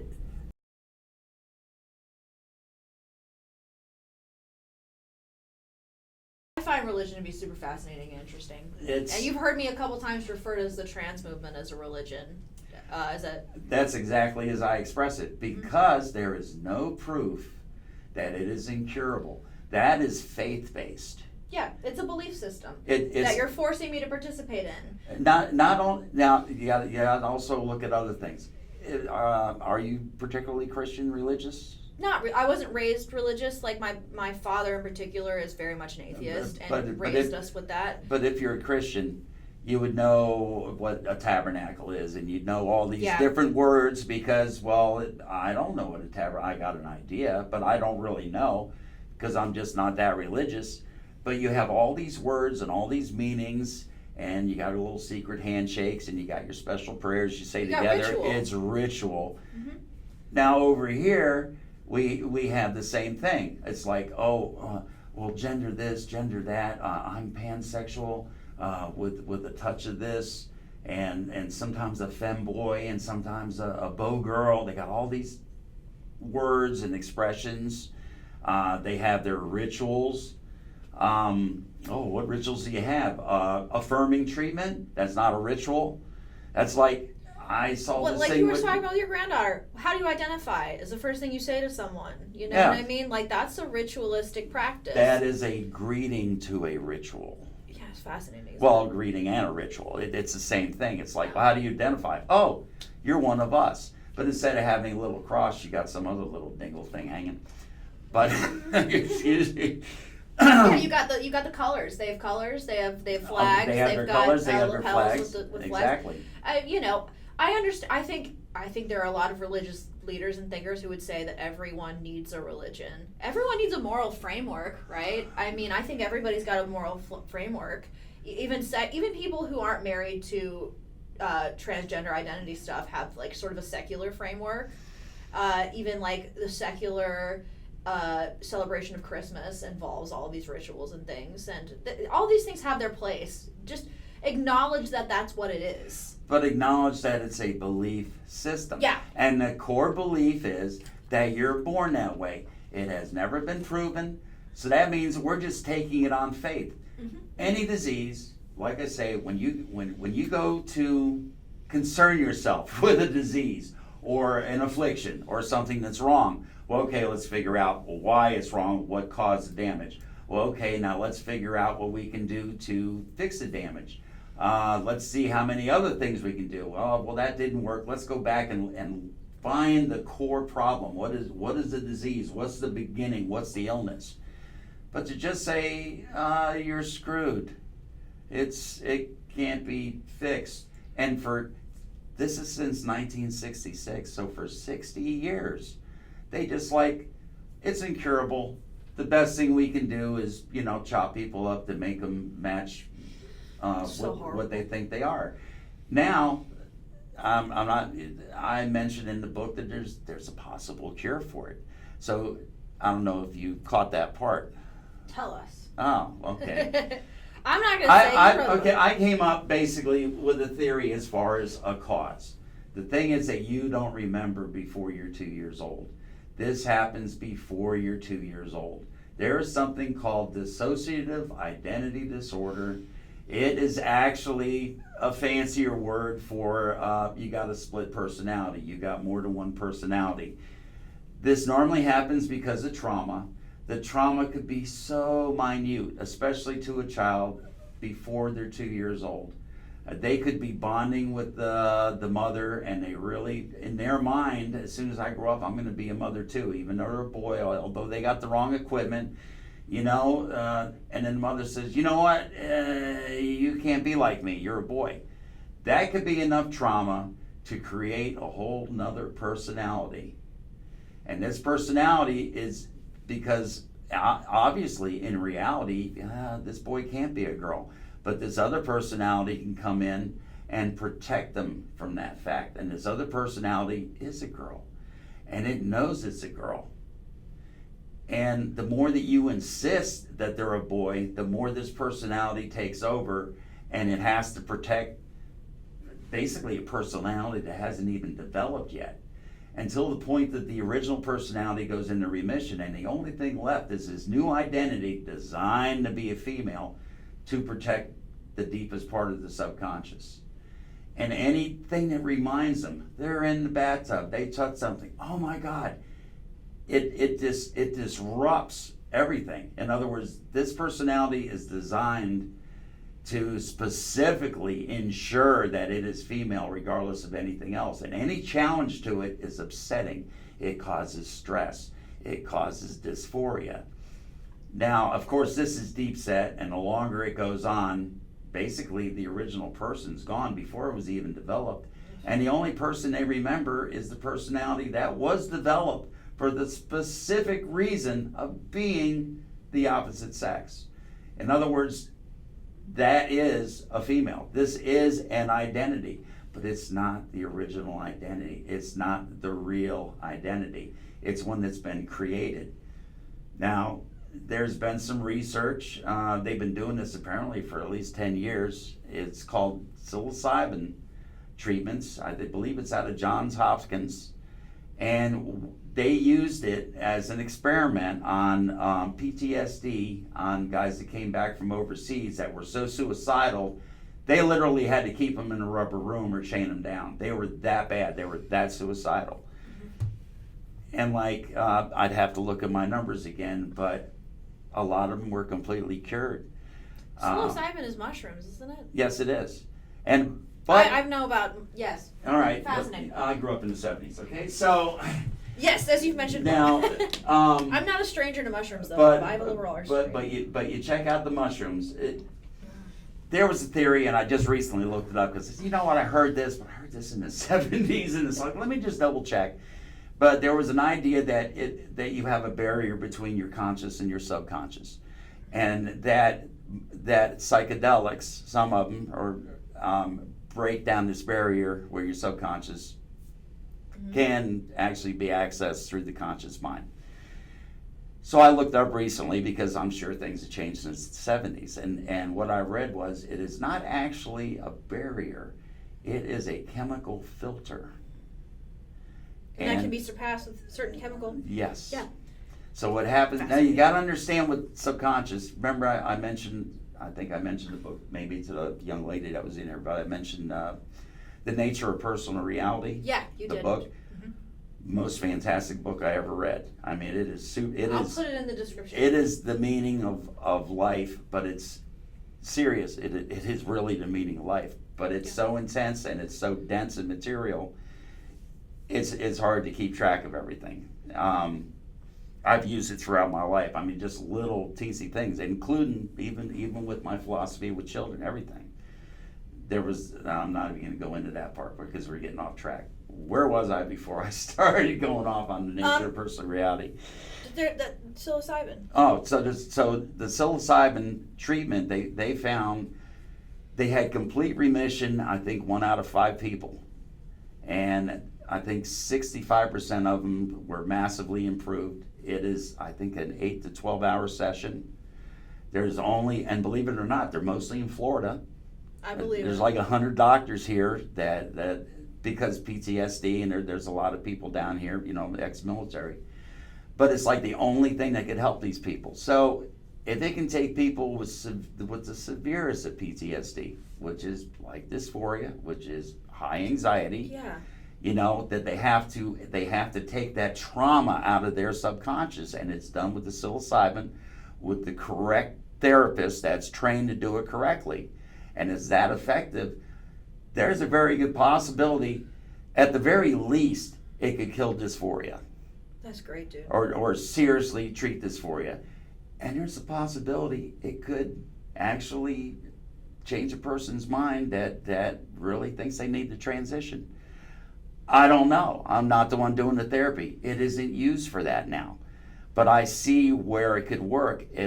Now the biggest problem is if the WPATH people get a hold of this and they open someone's mind up where they can get into someone's subconscious, do you think they're going to affirm or are they going to help? Sounds, it could be dangerous, right? It could be. Yeah. I mean, In the wrong hands, it would be disastrous. Because they would push someone so far down that there's no stopping it at that point. yeah. But the correct people using it for the right reason, and hey, if it kills the dysphoria, well, it kills the discomfort. Maybe they'll just be fine wearing a dress and not start chopping on themselves. No, I'm serious. I know. I'm sorry. I know. But it's just that it would be helpful. In the very least, the dysphoria, they'll still want to change possibly. They still want to get the operation. They still want to be the part of the community because that's a community and that's their new family. And it's like going to church on Sundays, but instead you go to a pride parade. There ain't much difference. Well, yeah, there's difference. But I understand exactly what you're saying. It satisfies that same need for community and shared ritual that religion celebrates. And I think part of the reason that this has exploded is because we have demonized Christianity and we've demonized Judaism and there's lots of conservative thinkers who are like, we need to re-embrace these traditions, and maybe you should raise your kid with a religion, because they have that drive for it. And I mean, that's something me and my husband talk a lot about. I just said, Really? Yeah, oh yeah. Well, there's a new surge in Christianity too. Believe it or not, in teenagers. In surge? Yeah. Because like I say, I'm on the monastery, and they come up I with was different not raised articles. with religion, but I've read biblical texts, and I find it very interesting. And you need to raise your child with a community of people who agree with you, and with like a moral framework and something that they can find comfort in. A community of people. And I think that's really important. And you can find that in Christianity. Well, when they had communism, which didn't really allow much for religion, Russia Intentionally. they had a Russian church, but or even in Cuba, because I had a Cuban friend. Like I said, I wrote a book with him, Mm-hmm. and these people with zero religion, going through at least a generation without religion, were decent to each other, and they followed a moral code, even though it wasn't written, even though it wasn't the 10 Commandments. And even in Russia, people seem to get along without a religious structure with religious demands. People will work it out, but organized religion, You're skeptical. I see the skepticism on your face, Bob. There's nothing wrong with religion. There's nothing wrong with belief, but the people at the top tend to use power in a bad way. You have to be aware of that. But WPATH has been doing the same thing. These are people at the top who essentially run a religious movement, who publish the documents, who abuse their power, frankly. And you have to be aware of that. And fight against that and call it out.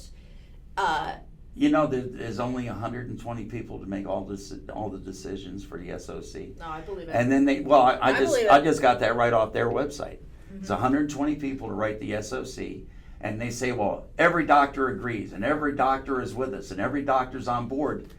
There are very few doctors on board.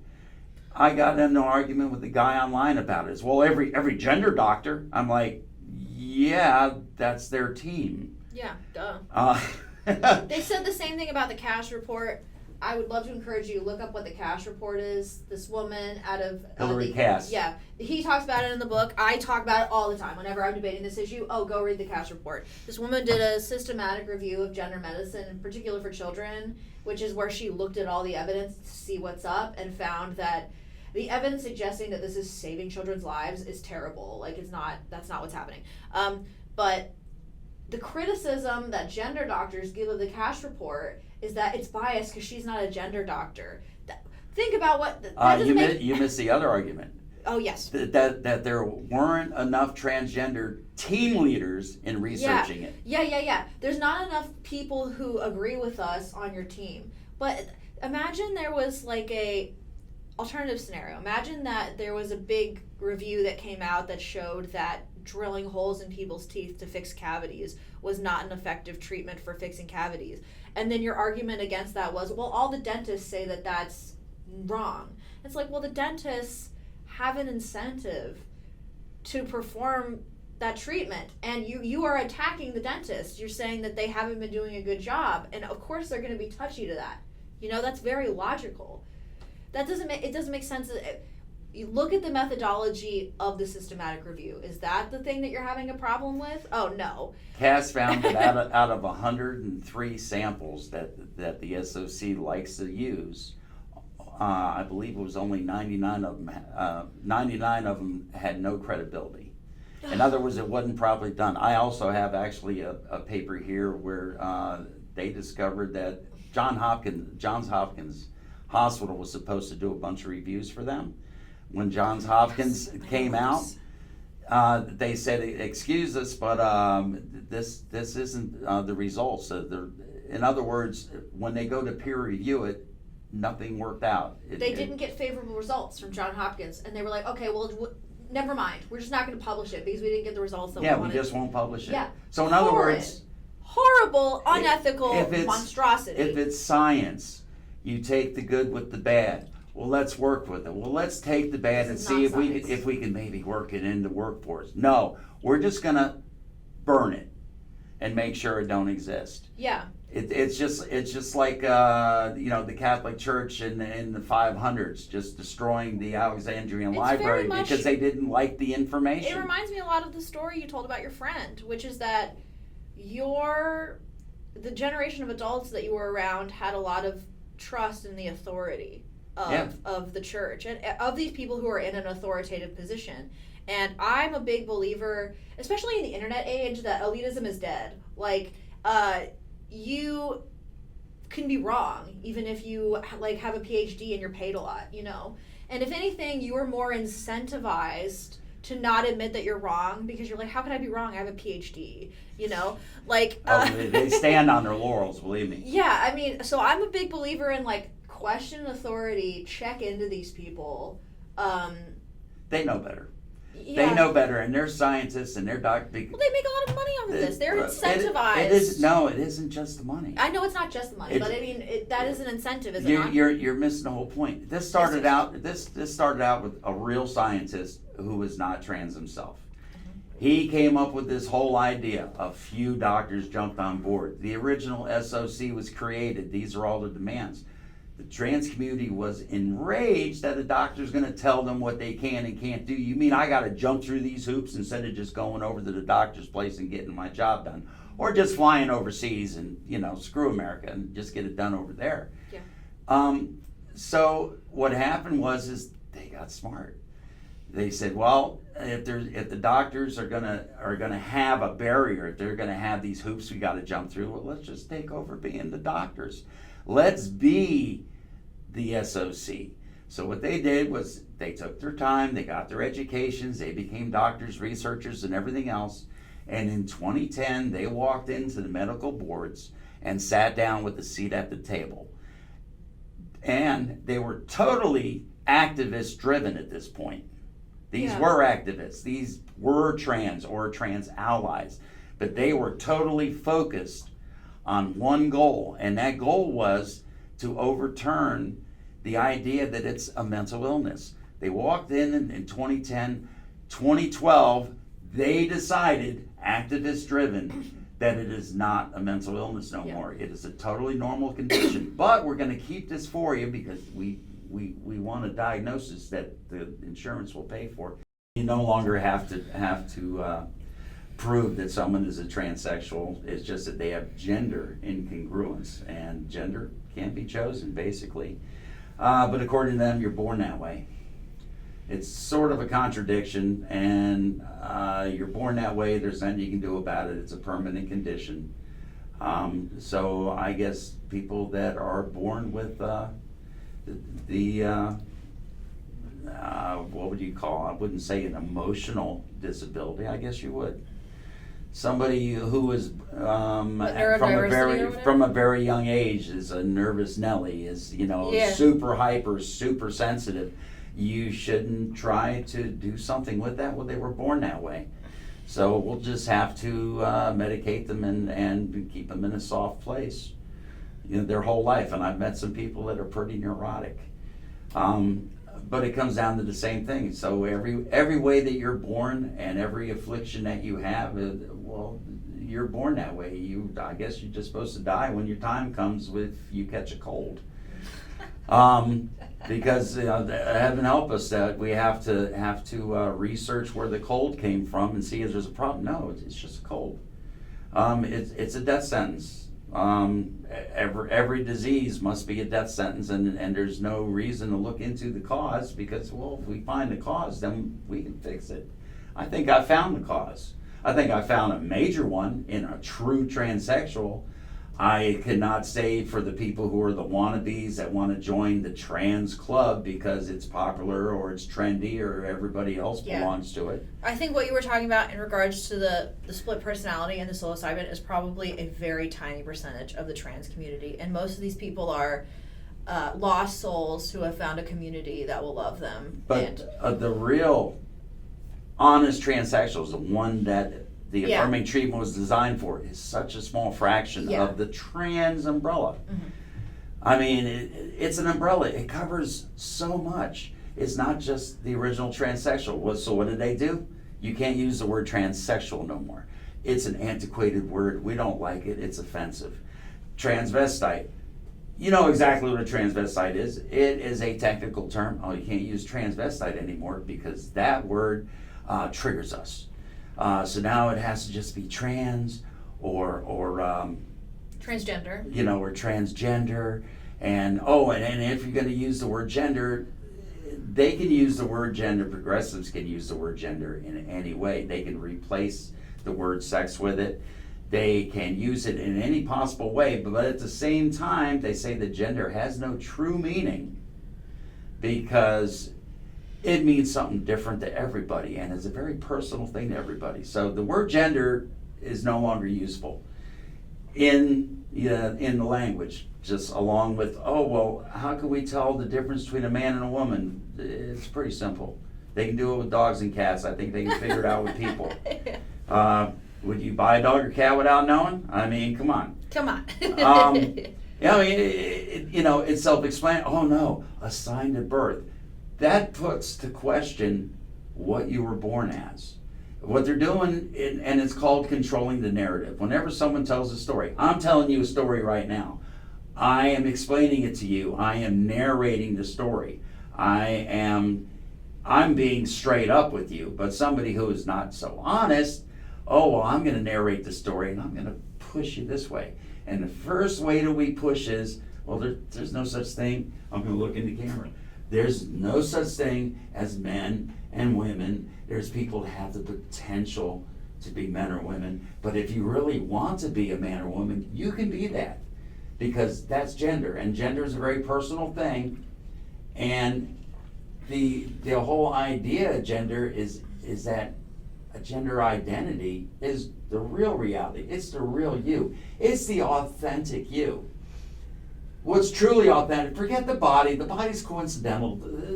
You're trapped in your body. There ain't a whole lot you can do with it. Doctors can help. Doctors can help. They can fix you. They can make your authentic self look like you want to when you look in the mirror. And they will assist you in this. But the problem is not in the body. The problem is in the mind. A gender identity is not real. It can become real if you decide to align with the body you were born with the name you were given and addressed as a baby. This is your name, this is who you are, this is the body you come with. It comes as a unit. The body is a machine. Everything works together just fine. Sometimes you can have some problems and a little, you make adjustments. You don't sit there and look at a machine and say, oh, well, geez, the processor's bad. Let's go ahead and rebuild the whole machine so the way the processor is, everything's just going to work, follow that line.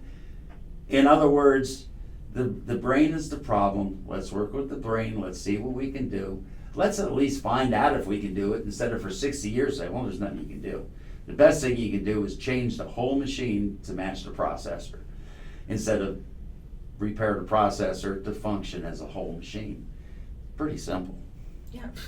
I mean, I can't think of a simpler way of putting it. Indeed. So, I'm sorry. no, it's cool. I like listening to you. This is fun. This is so fun for me. Bob, will you give advice to the people watching in regards to what they can do in their real life in regards to this issue? And if you want me to start, I have things I could say. If you want me to start, and then you can piggyback off of what I say. But if you want to go first. Well, I'll start, and then you do your thing, and then we'll coincide. How's that? Yeah, sounds good. Well, the first thing is don't go for the language. I'm not a cis person. I am a normal, average, everyday male. I am the average. I am the bulk of society. I am not cis. Do not call me cis. And that's pretty much my biggest issue. I'm not going to play into the word games. I'm not going to sit there and, let's talk about, just quickly, touch on sports. Okay? Yes. Men should be able to play in women's sports. No, because they're not women. That's what women's sports mean. They're women. Oh, but they are phenotypical. Have you heard that one yet? The phenotypical is when they've had enough body parts changed that they're basically a woman. Yeah, it's called a phenotype. It doesn't get rid of the strength. It's called a phenotype. Yeah. But they're saying, but they are so much like it, and they're so much weakened, and there's so much this and that. But you know what? It doesn't matter. They're not a woman. I don't care if you sit there and you measure, the strength of grips, and you want to I happen to know the difference between men and women. Men have a longer gait. They have larger heart, a better, heavier duty circulation system. Yeah. When all of that transfers into advantage. When they had West Point, in West Point, when they were marching, the women recruits used to have a lot of damage in their hips because they could not keep up with the same pace as the male cadets. I mean, this is factual. This is real. There is a difference between male and female, and it doesn't matter how much advantage or how little advantage or whatever hormones they've taken that have weakened their advantage. That's not the question. The question is, are you a woman? No, you're not. Well, then it's women's sports. Oh, your rights are being violated. No, they're not. You could go over there and play with the boys. Nobody's keeping you from playing with the boys. You want to wear a dress? Go ahead, wear a dress. And you know what? If you're really good, you can get out on an NFL football team. And if you're wearing a dress and you're the best quarterback on the league, ain't too many people going to mess with you because you're valuable. Sorry, I just wanted to make that point as far as sports go because we hadn't addressed it. Isn't it insane how much nonsense has become? I agree with everything that you're saying about language. They have been able to gain a lot of foothold societally because of these public shaming exercises that they're doing and controlling of the language. Do not appease them by using their language. Don't play their games. This is a way that they're holding power over you. I'm a big believer in like, go model courage for everyone in our community every day. Don't play along, don't participate. There are so many people out there who don't agree with this, but don't like getting yelled at, don't like being accosted, are worried that they've got, somebody's got an aunt who's really into this stuff, that kind of thing, blah, blah, blah. These people completely lose the ability to do any of these public shaming exercises. The more people stand up and go, we're not doing this, we're not playing along with this, the answer's no.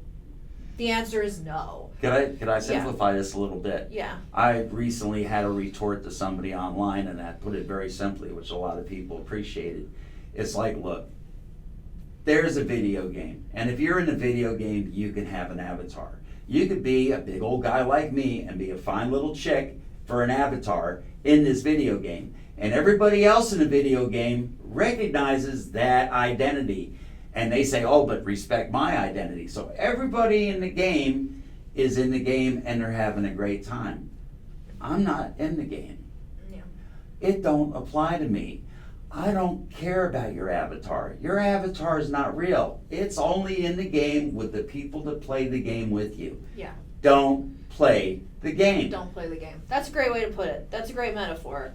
What else? I would also say, become educated about these issues. Like, a part of being courageous is talking to people about these issues. And I've met a lot of people, they have an idea of what you believe about this issue, and it normally has something to do with Christianity and whatever. And they are blissfully unaware of the fact that this is a horrific medical scandal that they are enabling.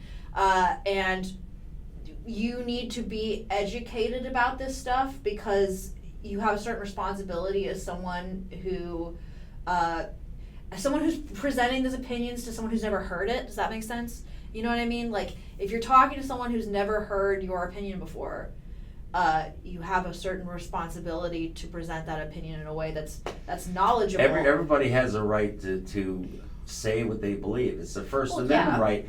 And Yeah, and the trans sure. radical activists have every right to say what they got to say. And WPATH has a right to say what they've got to say. Yeah, I just sort of believe, like, But say back it it well. up. Say it well. Say it well. Back it up. You know, be knowledgeable. Knowledge is power, and if you're advocating for positions, you can do it. The most effective way to do it is through a knowledgeable presentation, I guess. Federal Trade Commission had a whole hearing on this. You were aware of that, right? I think I mentioned it in there. Yeah, I haven't heard the results from that. I don't know if it's out yet. This, I also believe, sort of organically, this is coming to an end. Like, if It's reached its peak and it's on its downward slope now. We're recording this in early February. This is going to come out at the end of February. But at this moment in time, the first detransition lawsuit has been won. The American Academy of Plastic Surgeons just turned their back on this. Like, that happened. Not completely.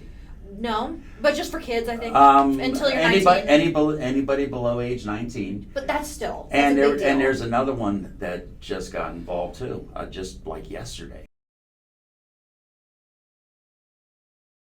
Fairly big. The tide is very quickly turning on this, and I really think in 5 years this will be a horrific memory that we all try and pretend didn't happen. But you can accelerate that process by being active in your community, by knowing about it, by speaking intelligently about it, by being courageous. And don't let them teach it to your kids at all. Yeah.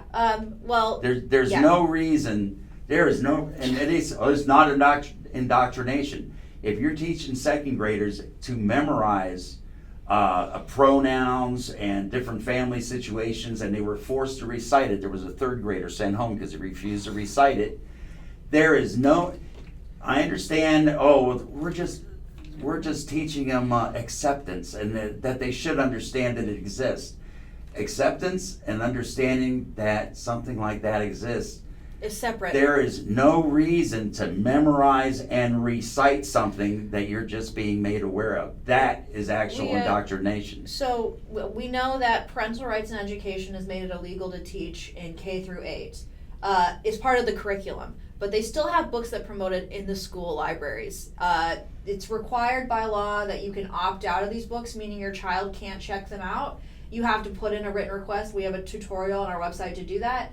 And then we're also going to be working on challenging these books and getting them removed from the school libraries. And, that will require, but even also, I kind of think that even if we got every single one of the books pulled from school libraries, there's still a dedicated body of people who work with children who really subscribe to these beliefs. And as long as those people exist, you need to be what I call inoculating. You need to be teaching your child to resist this stuff in your home. You need to be reinforcing the belief that sex is unchangeable, sex is relevant to our everyday interactions, and that there are people out there who believe that you can change sex, and these people are wrong. It's scientifically impossible. Yeah. Reinforce Science. it to your kid at an age appropriate level. And even if you think the idea is attractive, or if you want to go along with a movement that seems attractive to you, like you want a purpose in your life, and geez, this is a good cause I could jump on. Just think, 50 times most likely to catch AIDS. Is this something you want your kid, or even any kid, to pursue? Is it worth that? Is there something to be said for raising your child with not necessarily religion, but like a community of people? Like you just said, these are people looking for a cause. If you give your young children a cause, a group, a sport, a community that they can embed themselves in, they won't be looking for that because the need has already been filled. Do you think there's something to be said for that in regards to child raising? The best thing when it comes to kids, I believe it's the simplest thing, is exercise. They stopped having PE classes a long time ago because the fat kids complained, but the fat kids are the ones that needed it. Sorry about fat. They're just being their authentic selves. Horizontally challenged. However you want to. Being so fat phobic right now. Oh, yes. Oh my God. Oh yeah. But that's a part I'm of the sorry about that trigger. I was a heavy kid, so I know. But I was an active heavy kid. And eventually I wasn't heavy anymore. When I hit junior high, I was slim, believe it or not, and I was pretty athletic. But where were we before I got going there? Exercise is very important. Exercise. You take a kid that lives on his phone, has no real activity, and he's depressed and he's friendless and everything else, and you go out and you make him run a mile. Make him do it. Yeah. Make him run a mile. And ask him how he feels afterwards. Better. And he's going to say, I feel better, because the body has to function. It isn't just the brain, the body has to function. As you work out, your mind connects with your body. Your body's doing all these different things. You got all the different chemicals and hormones flowing through your body. It ain't just estrogen and testosterone? And testosterone, excuse me. I'm really brain locked there. But those aren't the only two hormones. You got like 23 hormones that control all these different things in your body. And you go out and you run that mile and you sweat. And you know what happens when you sweat? All the toxins that are in your body, just under your skin, get to come out. In other words, your body purges itself of a lot of toxins. And you know what? The next day, run another mile. Maybe the day after that, try 1.25 miles. It isn't that far a run, not for a kid. Yeah, I can see really easily, like, let's say you have your child, your 12-year-old, join a running club. Not only are you assuring that their body is functioning properly, and that's going to help with any mind issues, you've also given them a community of other children who are all motivated by the same kind of thing. And they're not looking for that online and finding it in the gender movement. If you give them something that would reasonably take the place of the gender movement, and it's healthy, that's a great way to prevent your child from falling into this kind of You've seen the behavior. groups of 50 kids, jogging or running. You've seen that before, And I didn't see any of them frowning. I seen some of them sweating and looking a little, I'm getting there, but I didn't see nobody frowning. Yeah. And determination is what I saw. Also, like you said, make them. Oh, your kid wants to spend 10 hours a day playing video games, do not affirm that. That's not their authentic self. That's them wanting to indulge in bad behavior, and it's your job as the parent to be like, I know what's best for you, I'm the parent. You are going to exercise. You're paying for their phone. You are. It's real simple. That's your phone. It ain't theirs. You better figure that out. Yeah, and I mean, social media is toxic. Like, it's toxic for me. I'm a grown-ass woman. You know, 90% of the internet is porn. Yeah, probably more than that now, but last time I checked, it was like 90%. Yeah, set limits up on your kid's phone. Force them, make them do sports, make them join a community of other children that are all aligned in the same sort of cause, and that prevents them from finding that community online with the gender stuff, with porn, with all of these other things that are negative for their development, negative for their psyche. Yeah, porn has its own drawbacks. That's how you end up with so many incels, is they get used to doing the porn thing. That is how they take care of themselves. It's easier. And then they hate women because, well, I can't talk to them. It's like, you've never tried. There is someone for everyone. There is no excuse, I'm too ugly, I'm too fat, I'm too this. There is no excuse. Think about like a relationship, a loving, intimate, sexual, emotional, connected relationship with another human being is like the scariest thing that you can do in the world. It really is. But it's so worth it. But if you find this way to satisfy your hedonistic drive for sex and that doesn't involve the risk, well, why wouldn't you, you know? The answer is this is not a sustainable path. It's like heroin, really. You need weirder and weirder stuff to satisfy you in the same way, and then what's going to happen is you're going to be 40 years old and it's just not going to hit the same way anymore, and you're so weird you don't even know how to talk to a girl without and then you're lonely and fucking sad. You Sorry can't to do swear. it. Well, no, it takes practice. Dating takes practice. Meeting people takes practice. I was reading that young people, like 16-year-old kids, are like not dating anymore. Have you read anything about this? I think they're not having sex anymore because the porn they've seen the porn, they weren't ready to process it, and it's disgusting to them. It's just like, and I really think that's some of the thing with the what did they call it? Where the eunuchs. I think the eunuchs have seen porn and they saw that and they're like, and the same ones avoiding boys avoiding puberty. It's like, oh my God, I don't want that come out. I don't want that to happen. Their first experience with this kind of stuff was so negative and jarring that it puts them off to it. It's nasty. Yeah. In their mind. Protect your children from pornography. And here's WPATH telling them, we have to put you on blockers right away because or that stuff's going to come out and your body's going to shake and it's going to be out of your control and it's terrifying and you really shouldn't go through that.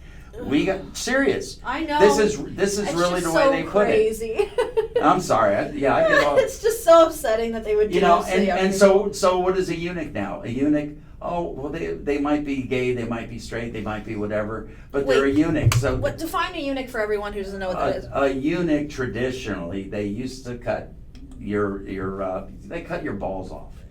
They could cut everything off, but usually it was just the balls, and this was considered a position of honor in some cultures. Basically, you could be around, for one thing, you did live longer, believe it or not. You usually larger, had a high-pitched voice, could be pretty big, but you could guard the harem because you weren't no threat to the chicks. I mean, you got to see a lot of good stuff, and that's traditional. Current eunuchs is a male, and they are either terrified or totally reluctantly, best way to put it, they are reluctant to have an orgasm. They just are terrified of it. The thought of it terrifies them, whether it's happened yet or not. If it has happened already, they're like, oh my God, I don't want this to happen again because it's just so out of control. Bob, it's a horrible feeling. I just want to interject and say Standards of Care 8, published by WPATH, talks about eunuchs as a valid gender identity. Oh, and it must be corrected. So either chemically castrating them or cutting their balls off. Those are This This is is the a kind of recognized stuff that WPATH does. a recognized need for medical treatment. Fascinating, isn't it? Terrible, but fascinating. Yeah, and that's just tip of the one tip of the one iceberg. Yeah, we've been talking for like 3 hours, and we could talk for like 7 hours. You know, it's. We can be road dogs. We can hang out. Okay, but we gotta conclude. In conclusion,